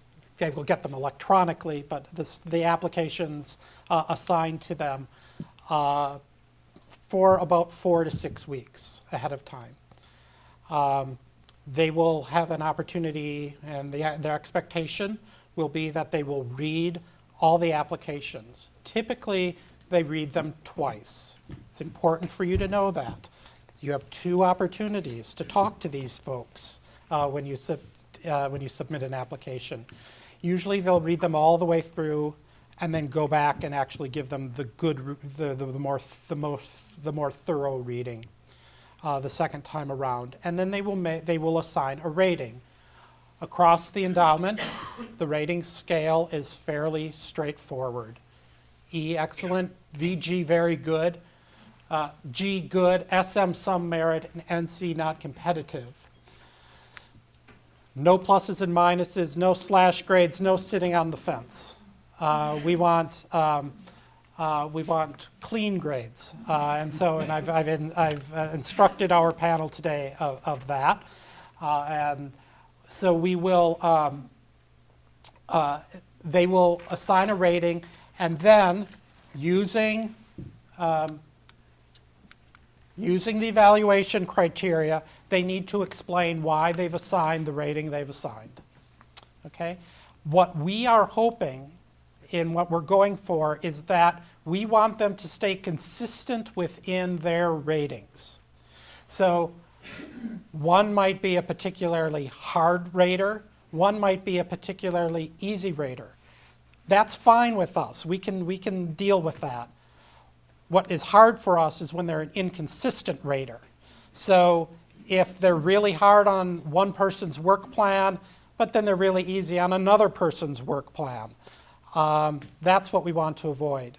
We want them to be consistent with their own ratings, and we can make that work. And so when they come to Washington, they have not seen each other's comments. In fact, they don't know how a particular application has fared. We bring them to Washington, and then we will put together an agenda based on what applications have received the highest ratings, and we'll discuss as far down as we need to make sure that we've gotten a good assessment and we have what we need to make a funding decision. It might mean, if you've gotten really low ratings, your application is not discussed.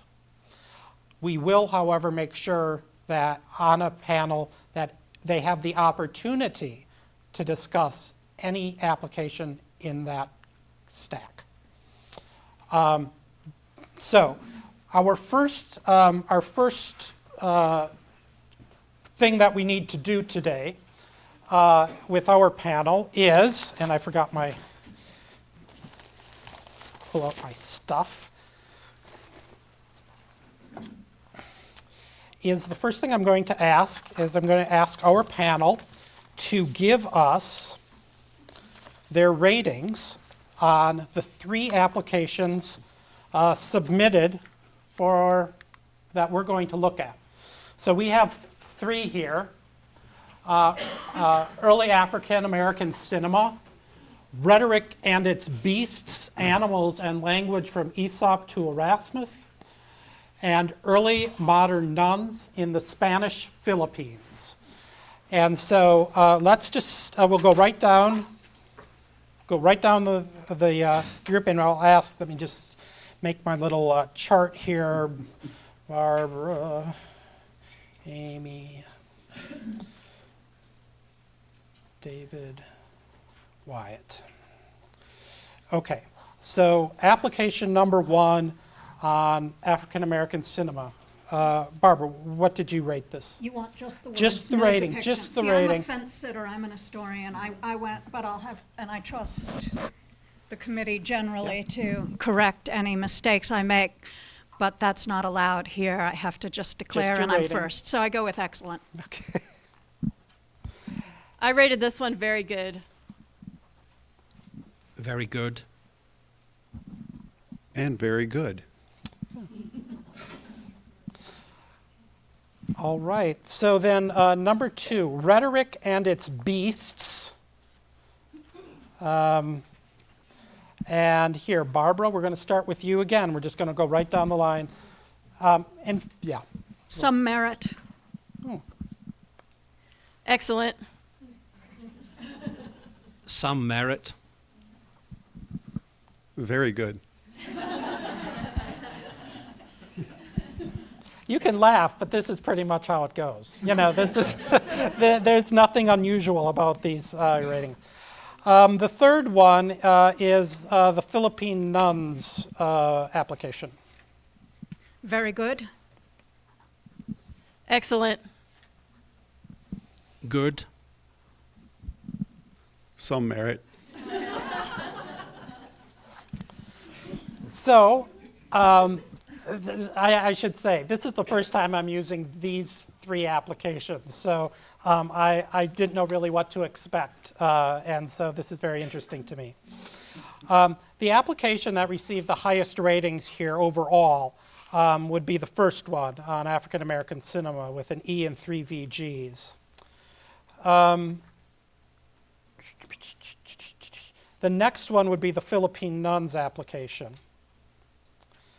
And then the last one would be, so we'll discuss the first and the third applications, and then I'll probably have a few things to say about the second, but we might not have time to do a full discussion of it. So they've gotten the applications a month in advance. They've looked at them. They've given initial rating. And they come to Washington, and we give them the agenda. We remind them about things like conflicts of interest. So if they're not allowed to discuss any application or vote on any application that's from their home institution, even if they don't know that person, if they've written a letter of recommendation for that person, if the person's a member of their family, if there is a money connection, so if they're going to benefit by something being funded or not funded. So if your arch rival is in the group and you're both working on the same biography about the same person, you probably will need to recuse yourself because there would be a financial a potential conflict. Or if you've served as anyone's dissertation director. It supposedly brings glory to you if someone is funded, and so we wouldn't want that. So I haven't seen any conflicts of interest. I trust that the 4 of you will alert me if there are any, and then we'll go ahead. Usually what we want to do is we want to get the positive case out there. We want to get the positive case out there. So we're going to discuss the first application first, the one on African American cinema. And Barbara, you've given this, you're the high rater here. So why don't you tell us what you saw in that application that led you to give it an excellent rating? I struggled with this one because I know quite a bit about the topic and about movie going and movie exhibition, as well as African American history and migrations. So I felt that I was a little bit recusable. But I sat on the cusp between very good and excellent. What pushed me over to excellent was how close this scholar is to done, and that he already has a book contract, he or she. Right. Can I ask you can you just say something about, since you do have a sort of some background in this, did you have a sense of what the contribution might be? I thought it was a strong contribution, particularly because I associate the migratory period more with the Great Migration. I felt that participating in the re-periodization of that movement was important. I also thought the changing role of cultural constructions of blackness within the African American community was very interesting. And I'm not that adept with cultural studies, despite my expertise in film going, much more economic and technological historian. So I felt that the issues of identity were very well expressed and very interesting to me. Issues of identity in terms of what people see in themselves in the cinema and how they promote cinema in order to promote particular visions of the race or the social group. I thought all of that was both new and interesting to me. So then we have 3 VG raters. I don't care in what order you want to talk about, if you just want to pass the mic down, and each of you have your say, and you can react to what Barbara has said, or you can advance your own argument, however you want to do. Okay, well, first I'll say, I mean, I was also a little bit on the cusp, and I think the deciding factor for me why I went with very good on this one is I just think the author could have done so much more with significance beyond just scholarly significance. I mean, I absolutely agree with Barbara, although I don't have the expertise in history that Barbara has. I mean, I think he makes an excellent case for the scholarly contributions, but since he says specifically that his book contract is with a series that tries to reach the educated general reader, I would have liked to see so much more. I mean, there's so many obvious and not so obvious connections to contemporary race relations that I think just a little bit more effort to spell out those connections would have put me over the edge on my assessment. Then the other thing is, it's almost way towards the end of the proposal that he mentions this fascinating website GIS mapping thing that is so cool. And, you know, up until that point, now admittedly I was reading these kind of late at night, I may have missed something, but up until that point I was imagining this just as a typical scholarly monograph, and I was so much more excited when I heard about that digital piece. Thank you. The reason I liked this one and gave it a very good was primarily that it was very clear in its exposition. The description is beautifully written with no errors that I could notice other than possibly including a hyphen somewhere. I was convinced by the arguments that it would be of interest to a fairly large segment of humanities scholars, and also that it would have broader general interest among readers outside our particular profession. I liked the plan of work. As Barbara said, it seems very close to being finished. And I had only a few reservations. I suppose my principal one would have been a concern about how the 3 areas of scholarship mentioned at the top of the second page would actually be melded together successfully in a book project. But it's not that I don't believe that could be done. I would just have liked maybe a little more detail about that, and perhaps maybe a few specifics about particular films, because I'm not in that area myself. I generally agree with what's been said to this point. I was impressed by the way that the applicant put forth this balance between a sort of a broader cultural history, challenging but engaging with the framework of the Great Migration, but also the specificity of this forgotten history of early black film exhibition. And I think that was for me, it was his key strength, was the sort of structural balance between the broad picture and the specific picture. But the reason that I went with very good was actually I felt that that was a weakness in the application, because the narrative, and I like the structure of the application, the applicant spent 1.5 pages on this sort of broader narrative of what the project more broadly was going to be concerned with, and then a fairly succinct summary of the chapters, rather than one of the other ones that we looked at where that balance was I think, greatly shifted. So for me, this balance worked quite well. But what I found was, when I read the chapter summaries, was that all of the language was emphasizing the specificity of the role of cinema, and it didn't open back out to these broader questions. And I could envision the author handling a lot of that in the introduction, but I felt that the way it was expressed really seemed to permeate the idea, but it didn't then translate in the application to the chapter level descriptions of the monograph that was the end goal.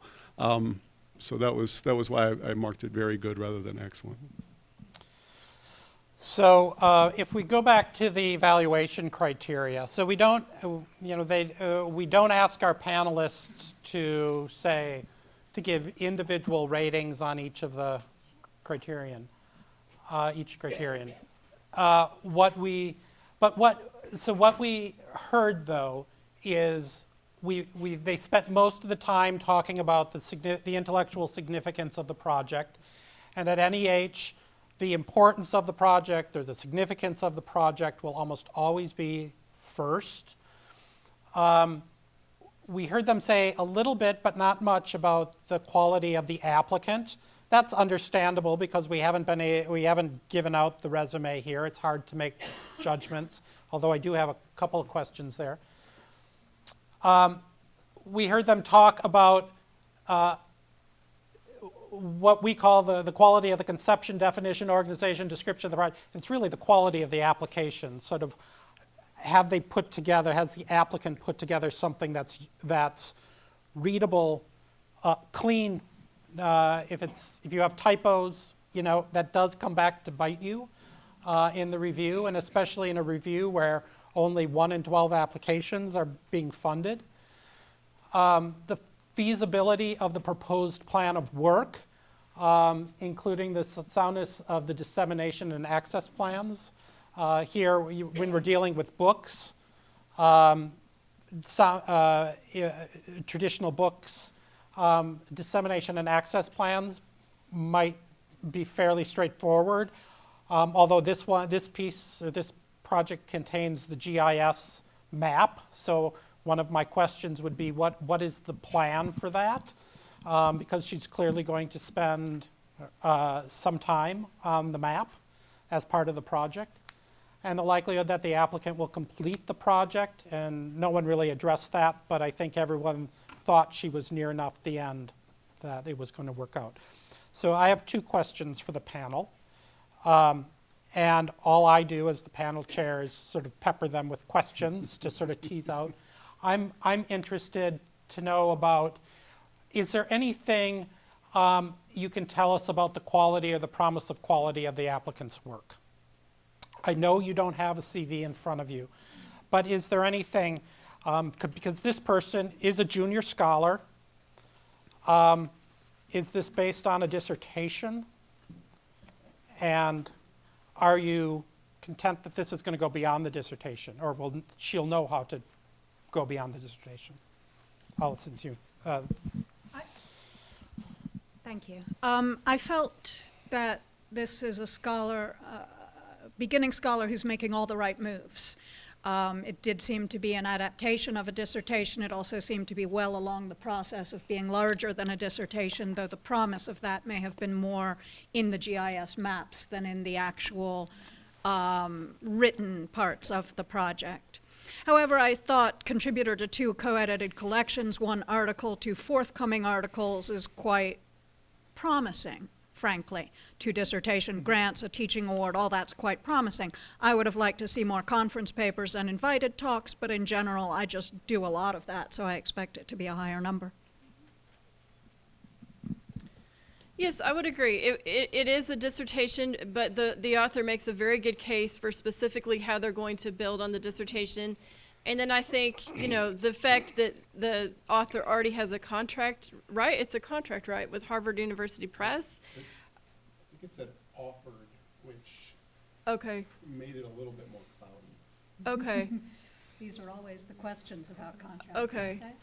Okay, well, interesting. Anyway, I guess when I was reading it and remembering that there was the possibility of a contract with Harvard University Press, that was a good rhetorical move on the part of the author in any case, because my assumption would be that the university press has already vetted, I know most university presses are very careful about looking at dissertations and acknowledging the work that will need to be done to move from dissertation to book. Yes, that is a major problem. Dissertations don't always move easily into a book form. I would take encouragement, though, from the author's ability to write and to express him or herself so clearly. Also, for the most part, the chapter outlines were pretty good, although one was much more lengthy than the other. As far as the current record of publication, I thought that was definitely going in the right direction. I mean, 2 articles in major disciplinary journals is very good if you're only in your 3rd year as an assistant professor. I wondered about the letter of recommendation from the dissertation director, but I don't know what your policy is on that. Certainly in some other areas that might be somewhat questionable, but then there is this other letter from apparently a major person, so that counteracted that a bit, but I did wonder about that. Yeah, I focused, recognizing it was a dissertation. The dissertation director letter didn't surprise me necessarily, but I was impressed by the second letter, the executive director of a major American history project, which is vague because of what this document is for us, but still I think spoke well to who the scholar was and the networks that were already established, in addition to the connection to the university press. 2 other things that I think impressed me. One was the breadth of primary resources, which to some degree speaks to the kind of dissertation that it was, but also I think speaks more broadly to the kind of scholarship that it is. That it's not just a survey and reformulation of secondary sources, but an actual digging into the history, which therefore would have a higher likelihood of offering something previously unseen. And finally, the applicant made a comment in passing in relation to this question exactly about being qualified to complete this series of GIS maps because of their MFA in digital media arts, in addition to the doctoral degree in American history. And so I thought that combination spoke well to the idea of being able to create 2 separate deliverables.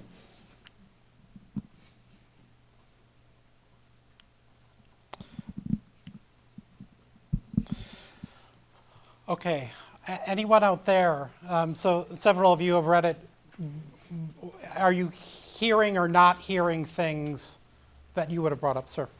Well, I wouldn't mind clarification on one point, if that's all right. Sure. About the criteria of the degree to which the project is fully developed and almost complete. Because if the fellowships invite applicants whose projects are at any stage of their development, I suppose I can understand the award of a book contract saying something about the stamp of approval from a university press, but does the maturation of the project tend to inform panelists' thinking? Okay, for the people on the feed, I'll just sort of repeat that. The question is about does the how far along the project is, does that make a difference, I suppose, sort of simply put. So you are correct. We fund at any stage. I think depending, and this is a really important sort of tip I'll offer, is that you're not going to write the same kind of application if you're at an early stage than when you're at a later stage. So if you are at a stage where you think you already have a contract or there's a suggestion of a contract, I would expect, and I think panelists would expect, a certain kind of application. So that's an application that sketches out what the final product is going to look like. You're going to have a pretty good sense of that. There will be fewer question marks.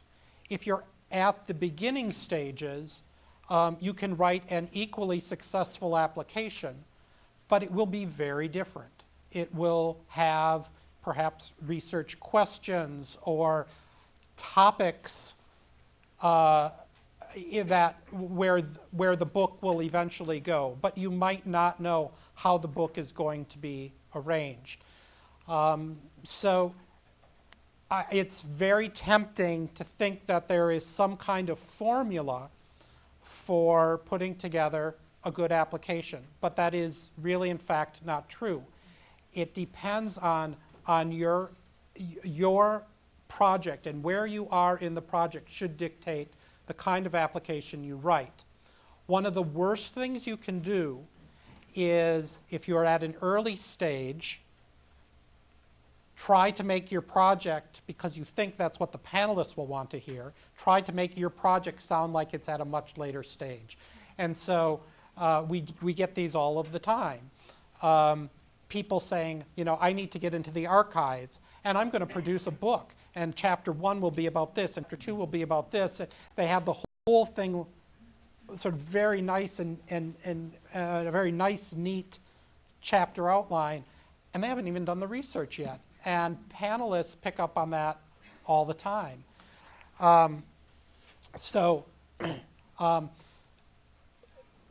Yes, having a major press interested, that works in your favor, but it doesn't necessarily mean that you're going to be more competitive. Most people who apply in this program, most people don't have a publisher when they come to us. But that doesn't mean you shouldn't say, you know, I'm hoping these are the kinds of presses or types of presses I'm going to approach. And that will work with whatever you've said is who your audience is. You know, yeah, you get it. Yes, I'm hoping to apply for a collaborative fellowship with a colleague for an edited volume, and our project is currently running through the press, so I think it's now in the process of being read. But the deadline is, I think, December. So would that, if we get the contract before December to apply, can the book contract be part of the application, or does it necessarily, or it's I'm not sorry, what's necessary? I missed the last part. If we do get the contract Right. before the deadline, should we apply, should we also have the contract as part of the application? People do include it. In the collaborative research program, you are allowed X number of appendices, and if you haven't used up your X number, you can certainly include it. It won't work against you. It would only help you. But there was a hand, sir. Okay, we'll go to you first, and then sir behind you after that, ma'am. Can you tell me along those lines? Does NEH, is there like a quota for the number of junior colleagues and then senior? I mean, So, expect yeah. different things from different. So And then how do you sort of to finish that? Yeah. How do you incorporate the idea of people from universities where it's a teaching university versus in terms of how far you've progressed as a scholar? So you have somebody who's a full professor at Texas A&M, West Texas A&M, which is where I work, where we teach a 4-4 load. That full professorship is going to look different than a full professorship from Tech. Okay, so for the live stream, the first one is there sort of a quota for the number of junior scholars? Or we could extend that. Is there a quota for the number of applications in cinema studies or in African American studies? The answer to all of that is no, there's not a quota.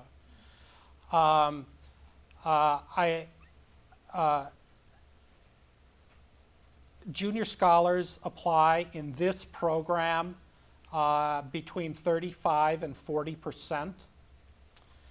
And we don't try to manipulate we ask our panelists to identify the best projects with the best applications. And miraculously, every year, it comes out to about 35 or 40% junior. And I mean, a little bit of variation on either side. Some years juniors do slightly better, sometimes they do slightly worse. So that's the first thing. So we're going to where the quality is, and it just varies from year to year. But because I think we're dealing with such large numbers, it all kind of evens out. The second part of your question is, or was that, how do panelists deal with the fact that circumstances are different for different types of applicants? And here, and I would welcome our panel to comment on this as well, what I see is that there's a way they can take that into account. So if they're looking at the quality or the promise of quality of your work, and the likelihood that the applicant will bring it to a conclusion, they're going to be looking at the work that you've produced so far in a different light, honestly. So what a productive scholar looks like at a teaching-intensive university is different from what a good sort of record looks like from someone at a R1. And panelists take that into account. And we would expect them to take that into account. We ask them to look at each application on its own merits. So we don't want them comparing applications, but we do want them looking at your particular situation. And one of the things, and I know I talked to several of you about this yesterday, what I think happens in a panel meeting is this. Panelists, what they're trying to do at the most sort of basic level is construct a little narrative about you and your project. And the little narrative arc, where the project comes from and how it ends. And you need to make sure they can get that. So if you have a really heavy teaching load and you don't tell them how, when the fellowship is over, in this case, how you're going to bring your project to a completion. If you just say, if you sort of stop, at the end of my fellowship, I hope to have a rough draft of the whole manuscript, and you stop right there, they can't answer the likelihood that the applicant will complete the entire project. And it's probably more important to you, as someone who has a heavy teaching load, to say, given my teaching load, I know I can finish the project. I'll need one additional academic year while I'm teaching to bring it. So, I always tell people, give someone you don't know very well your application and ask them to tell you what your story is. And make sure that they can complete it from beginning to end. So where did the project come from? In this case, we know it started out as a dissertation. And we know she gives us where it's going to end, probably at Harvard University Press. So we kind of have the full arc. Sir?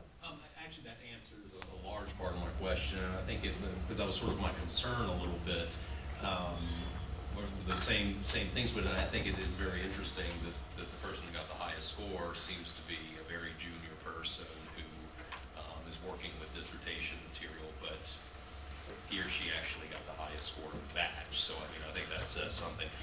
But one of the things you said earlier was, what you've done in the past, just because you wrote a great book in the past doesn't mean that's going to translate to we're just looking at the best project. But it seems like even the question that you asked the panel in terms of, well, what have they shown you that suggests that it's of a high quality and that they have this sort of academic ability and that they can get it done.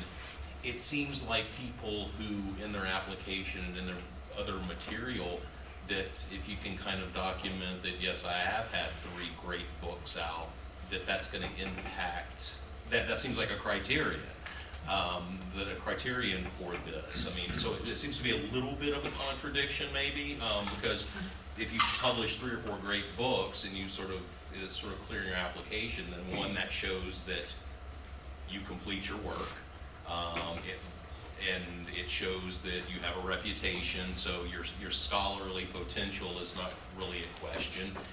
You know, you wouldn't even really need to ask the question that you just asked the panel based on someone's previous work. So I'm just wondering if that is a contradiction kind of in the process or not. I think the way you framed it, it would certainly seem like a contradiction.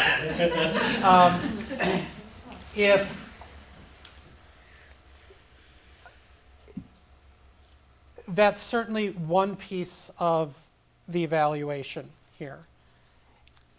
We get a lot of applications every year, and because they're turned down, I can't really talk about them, but from major scholars whose name everyone would know, and they bang out a quick application, and it reads like a quickly banged out application. I'm really grateful that David mentioned the quality of the writing here, because if it's a lousy application, if it's a very poorly constructed application, poorly argued application, it's not going to get funded. And so you can have the best 3 books in the world, and it's not going, and people are often surprised by that. And yes, we do get the questions after that says, the people will call us and say, well, I have the 3 best books in the world on this already, you know, why did you not give me an award? And it's usually pretty clear. And honestly, I think panelists, if you write the 3 best books in the world, the bar for your application is probably pretty darn high. So that might be the evening out factor. That might be the evening out, yes. I can tell you that I've done all this, but... I'm sorry, I keep saying. Panelists, do you have anything to say on this matter? Do you? Well, I know we're not supposed to compare applications, but for the exercise. For the exercise, the reason, one of the main reasons that I gave only some merit to the second one, although that was the most advanced person, was that I thought the application was poorly written and garbled in a lot of places, and among some other faults too. So to me, really reading them, I did not read the CV part first. I not deliberately, it's just the way it was printed out, but to me that was a less significant factor initially than whether I could understand what this was about and whether it was clearly written or not. Anything? Yeah, sure. David said what I wanted to say. That was probably me. But at the same time, I want to speak to the issue of completion that you raised, which is when I said at the beginning that I gave the first one excellent, the first application an excellent rating because of completion, that's what that person had promised to do. In other words, for me, a grant is always a promise of completion of something. It doesn't have to be completion of the entire project. It can be completion of the research or of a time. And that, to me, the ability to complete that, what is promised, is more important than the entire picture. I was just going to add that number one is number one. It's for number one for a reason. Right. Then that's, and so that the first set of questions engaged with that, for me, with that first one. So answer to that, and then add to that, complement that opinion, because ultimately we just have 4 opinions up here, educated or otherwise, but add to the opinion about the intellectual significance, the capacities, indicated capacities of the scholar to do that work. And there's a lot of ways you can read that, certainly from seniority, but also from letters of recommendation, and other spaces as well. So let me just say, I want to, I think David brought up letters of recommendation, so let's talk about those very briefly. The best letter is not necessarily from the most important person in the field, okay? The best letter is one from someone with good knowledge in the field who's willing to spend time to engage your ideas.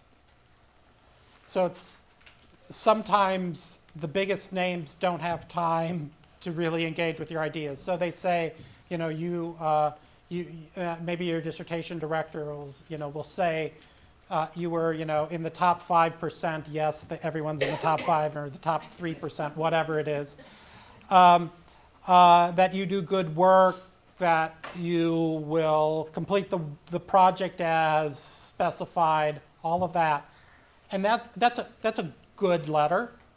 But the letter that's really helpful will be the one that actually wrestles with the ideas that you've proposed.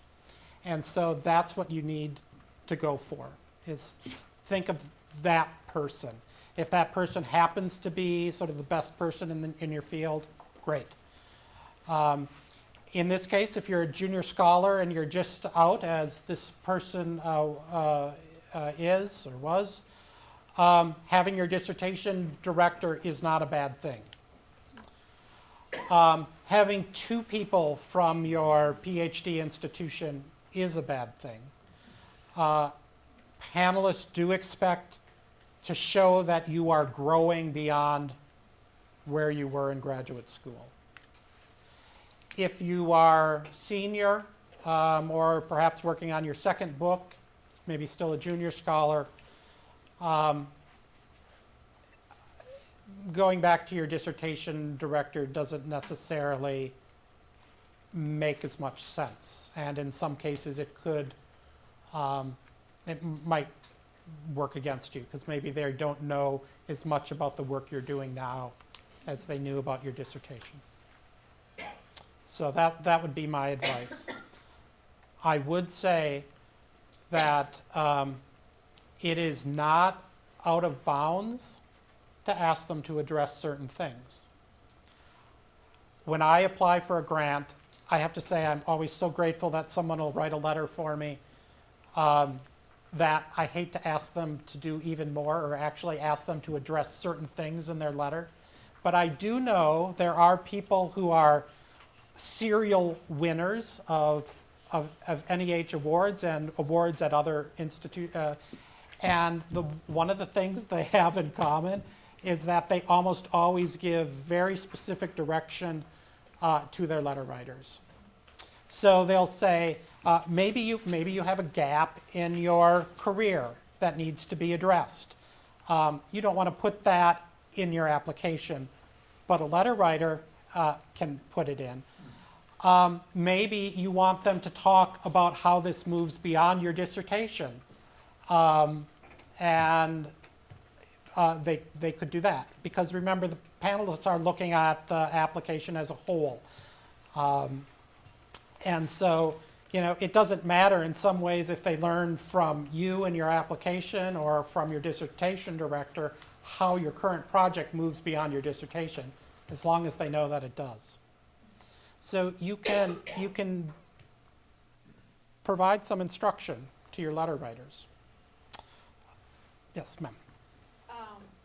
This project has been rated right here with 1 excellent, VG, right? One project, would this be funded or not based on this, or it's on a competitive base? Yeah. So our next step actually is to get their final ratings. So they've talked about it. So let's see where they've ended, and then I'll talk about the ratings. So we're just going to, you've heard what other people have had to say. Tell me, if you've gone up or down, or you've stayed the same. And Barbara, we'll start with you. Because it requires no explanation, I'll say that I stay the same. Okay, that's not a good reason, Barbara, but okay. If you want me to go back and forth in public, I can do that. Okay. I was less put off by the prospect of offered a book contract from Harvard University Press, but as I read that section, much more put off by the fact that 2 forthcoming articles one of them may have been just a revise and resubmit. I felt there was a vagueness there, so I'm tilting a little bit down instead of up after this discussion. However, I'm going to stick at excellent. And I'm going to stick it very good. I mean, I thought my co-panelists made some very good points, but I sort of stand by my original assessment. Having heard from a couple of the panelists who know a bit more about the discipline than I do, I would definitely, I think, be inclined to go up to excellent. Pressure's on. I think that I would stay at very good. I will say it's difficult because I'm looking at a field of 3. Yeah. So the relative scales are hard to assess because for me this was the best of the 3, but so then it should receive an excellent, but it had faults for me that brought it down nonetheless. But again, I don't know if those faults are greater than or equal to or lesser than a broader field. So 30 to 35 would look 35 to 40 would look much different than 3. So 2 E's, 2 VG's is where we ended up. Those are clearly strong enough ratings to be funded. An application needs to at least have 1 E to be funded. I mean, not every application that has 1 E or 2 E's will be funded. We don't have the money. But certainly to be in the discussion, in the funding discussion, you have to have gotten at least 1 E. And VGs are certainly fundable ratings. Okay? One other thing I want to say, and we really do need to move on, but one other thing that I want to say about this application, and it came up a couple of times, is how the person mentioned things in their that also appeared in their CV, in her CV. And one of the things you have to remember is that when you put together an application, think about the process as not a series of distinct documents. So I have a CV, I have my CV, and I put together an application, the narrative, and I put that. Your narrative needs to be able to work with your CV. Your bibliography needs to work with your narrative. Everything needs to kind of work together. So if you're one of these people who thinks that your CV speaks for itself, I'll tell you, when they're sitting around a table and they're talking and they're trying to figure out which applications are the best, your CV doesn't talk for itself. You better tell them if there is something important in your CV that matters for this project, you should include that in your narrative. You don't have to make a big deal of it, but it is useful to say, I have published, on this topic already, or I am building off, this builds off one chapter in my dissertation, or whatever it is. But don't assume that the panelists are going to go to your CV and pull out the relevant facts. We want them to do that, but if you want them to interpret your CV in a certain way, make sure that your narrative is helping them do that. Okay? So we're going to go to the next one. Or does anyone care? Or do we care if should we do 2 or 3? Philippine nuns or? I want to do the bad one. Okay, do you want to do the bad one? Okay. Okay, so we'll go to number 2. And in this case, Amy, you're the high rater here, and you've given this an E. We're going to do this very quick, because then I have a few slides before we've kind of took up a lot of time with that. Okay, so you want me to talk about why I rated it that way? Yeah, why did you give this an E? Well, I'm feeling a little bit embarrassed now that I've heard all the other ratings, but I mean, I think one of the explanations is my PhD is in rhetoric, and so just in talking, or what I'm thinking that I'm going to hear from some of the other panelists is that this person did not do a very good job making clear the broad significance beyond their discipline. And so I'm probably going to be inclined to be convinced by that. You know, one of the reasons I told you in the first proposal that I chose very good instead of excellent is because I thought that person didn't reach beyond their discipline. So anyway, I'm gonna listen carefully and do some reflection on that. Okay, so you're bailing out right away. Well, no, I'm not. Okay. No, I haven't said that, but Okay. I do want to hear from other Okay.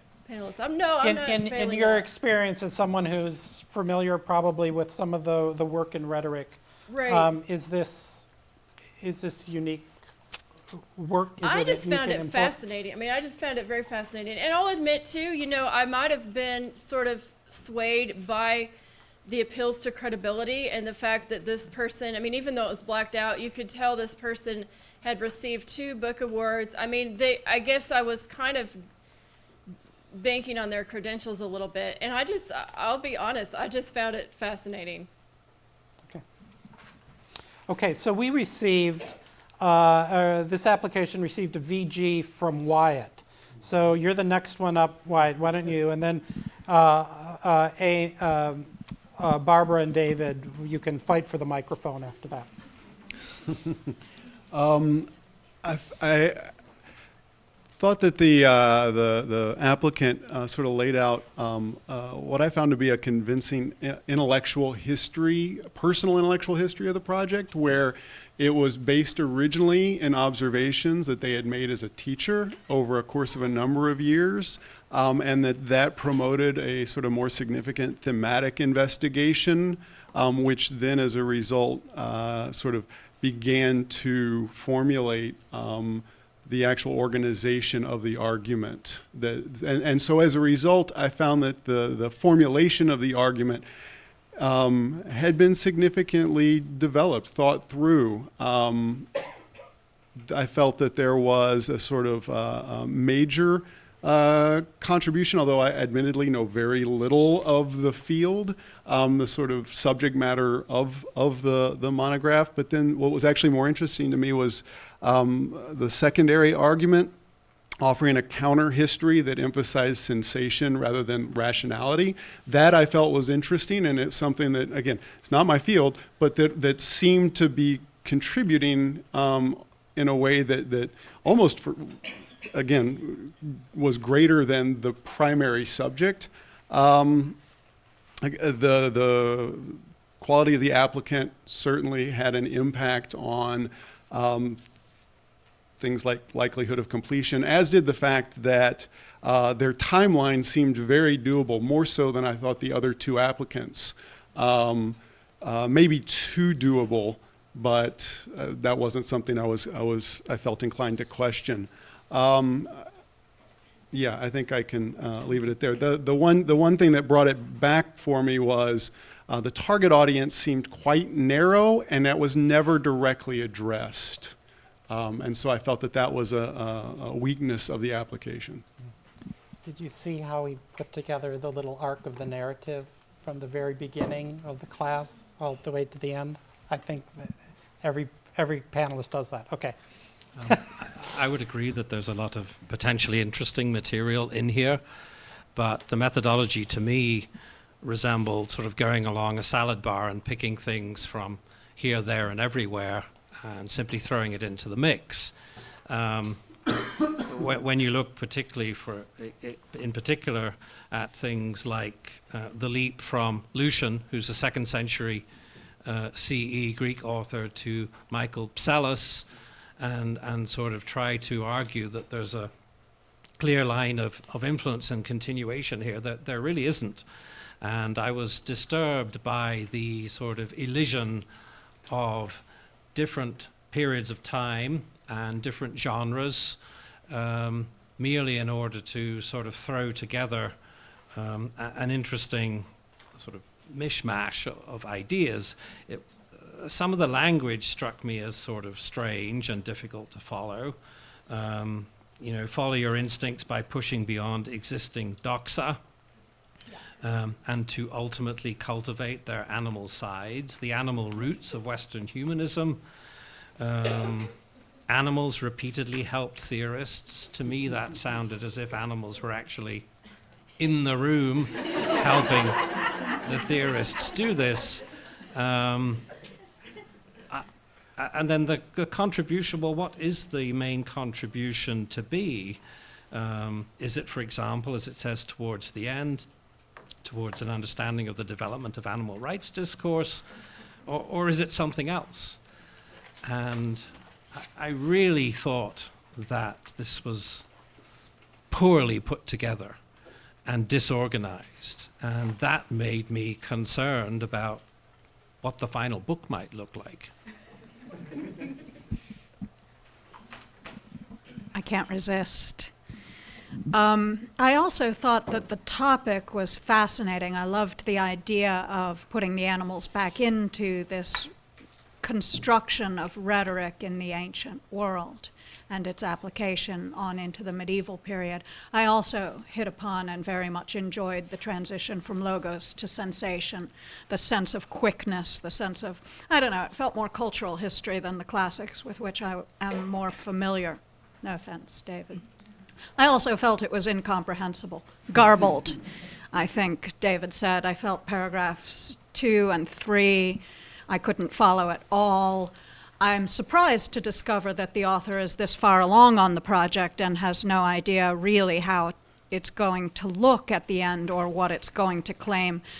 I would say I went with some merit rather than unfundable because it was far along and because of the authority of the proposer, but I was closer to not fundable, because I don't know what the claim is. Anyone out there? We're good. One more We thing. have never says what it is. For those of us who are from the, I got a sense that it's sort of introductory rhetoric training for kids in Greek schools back in the day, but could have told me. Yeah, one of the, I mean, here we're focusing really on clarity of expression. So if you need to remember that you're talking to people who will likely know immediately what this is, what prosogym,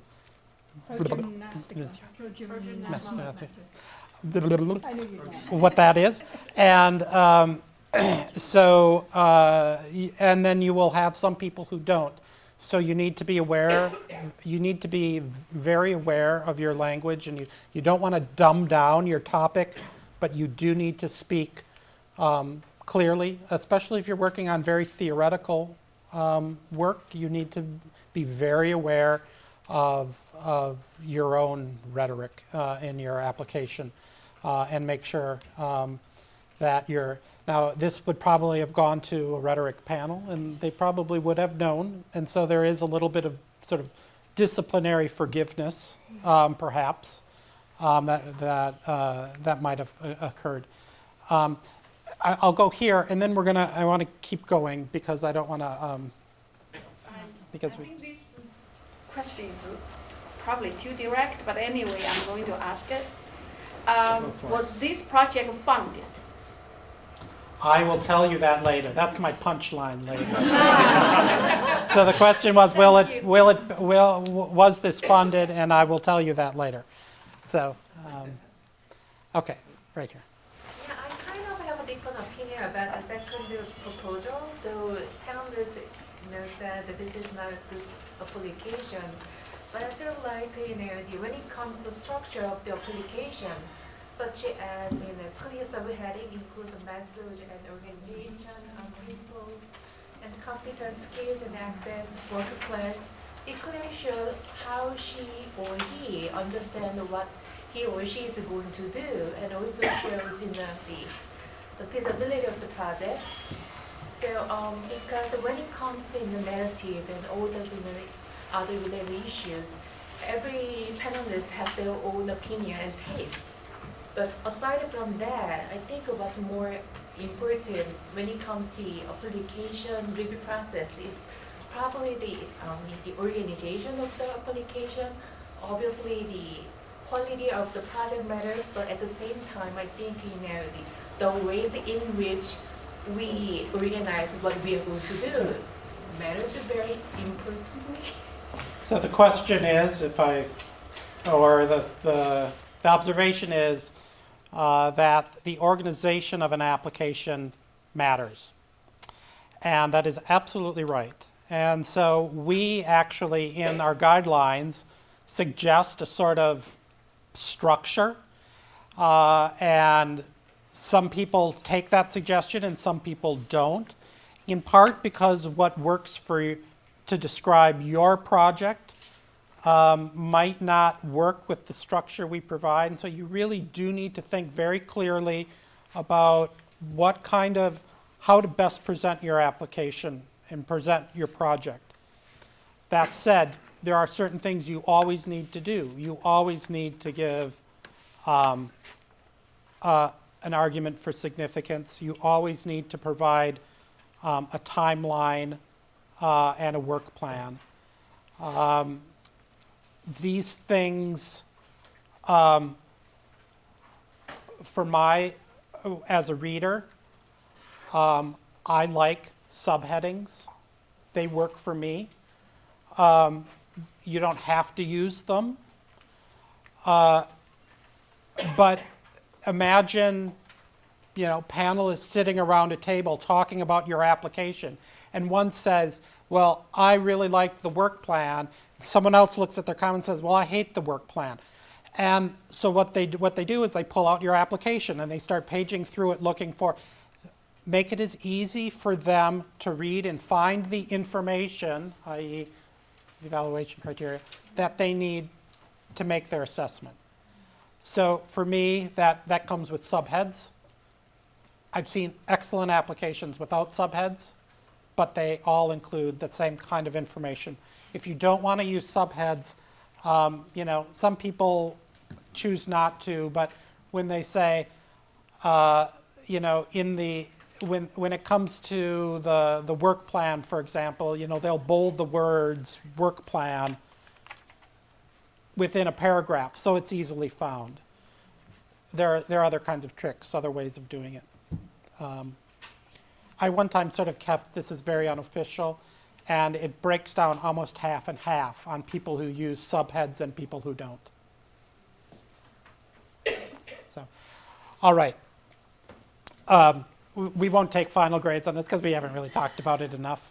But I will say, I'm going to, so these are the 3 books that resulted. Karakadu is at Indiana, and Harvard did publish her book. She did receive funding for this. We just talked about Deb Hawhe's application. This is University of Chicago Press, and this too was funded. Sarah Owens, Nuns Navigating the Spanish Empire, it too was funded. So they all appeared. If you remember way back, one of the very first things I talked about was that you have a right to privacy. I can't use an application that hasn't been funded. So my trick, sorry. But what I want you to realize is that there is no application that doesn't come without a trade-off. When you have 3 pages, you can't do everything. And so people pick up on different things. Now, there are some things you can control. Deb Hawhe could have written a clearer application, perhaps with less jargon.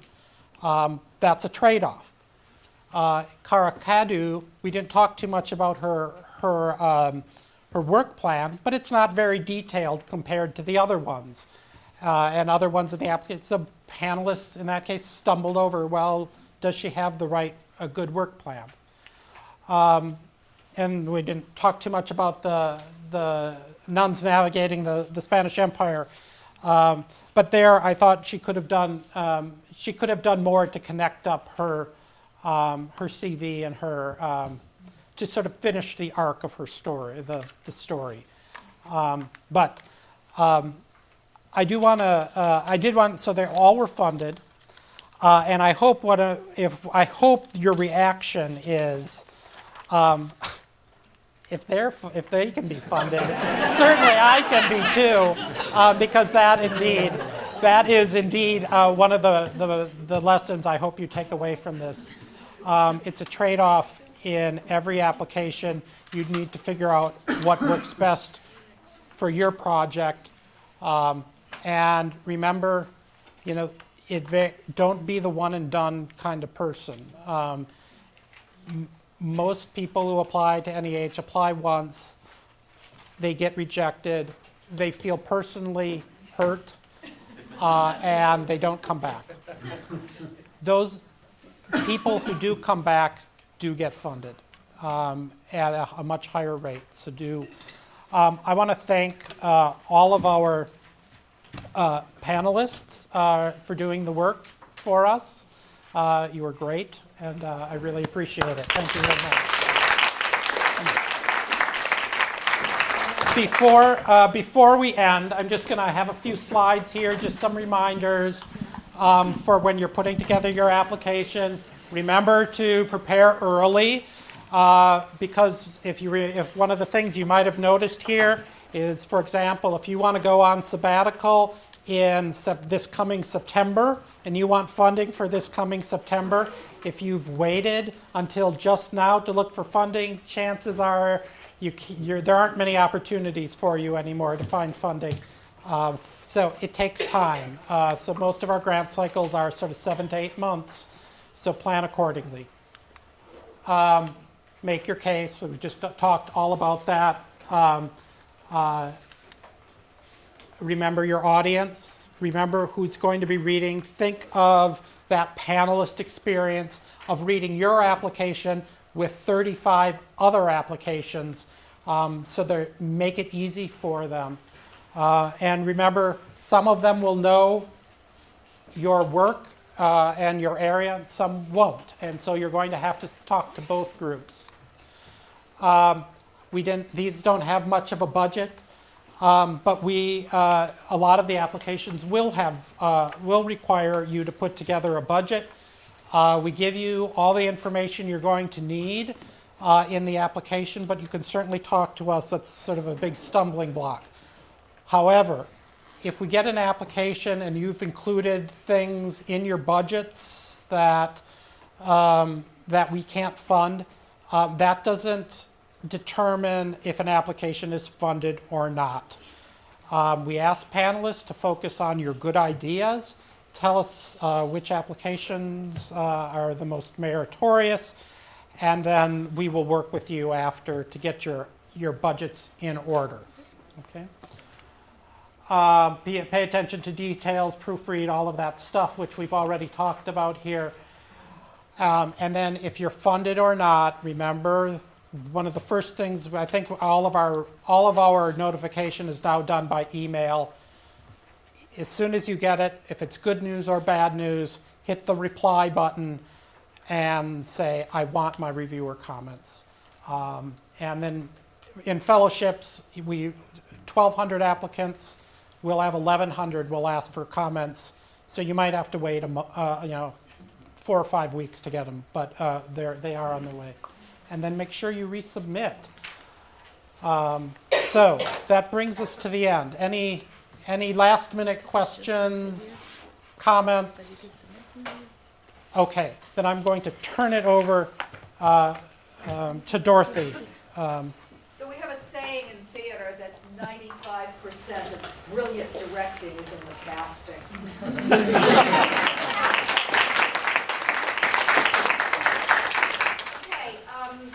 For those of you who have signed up for and gotten notification of individual appointments this afternoon, they will be in the library, room 309. The library is one building west of here. Take the elevators on the east side, which is to say the side in which you will be entering. You go up to the 3rd floor. We're actually going to let him have a bathroom break and such. We'll treat people right here. And just thank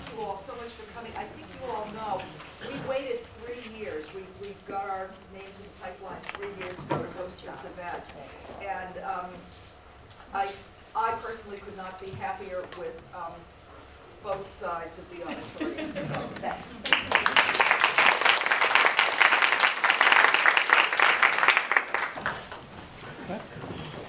Thanks, everyone. I really appreciate your work.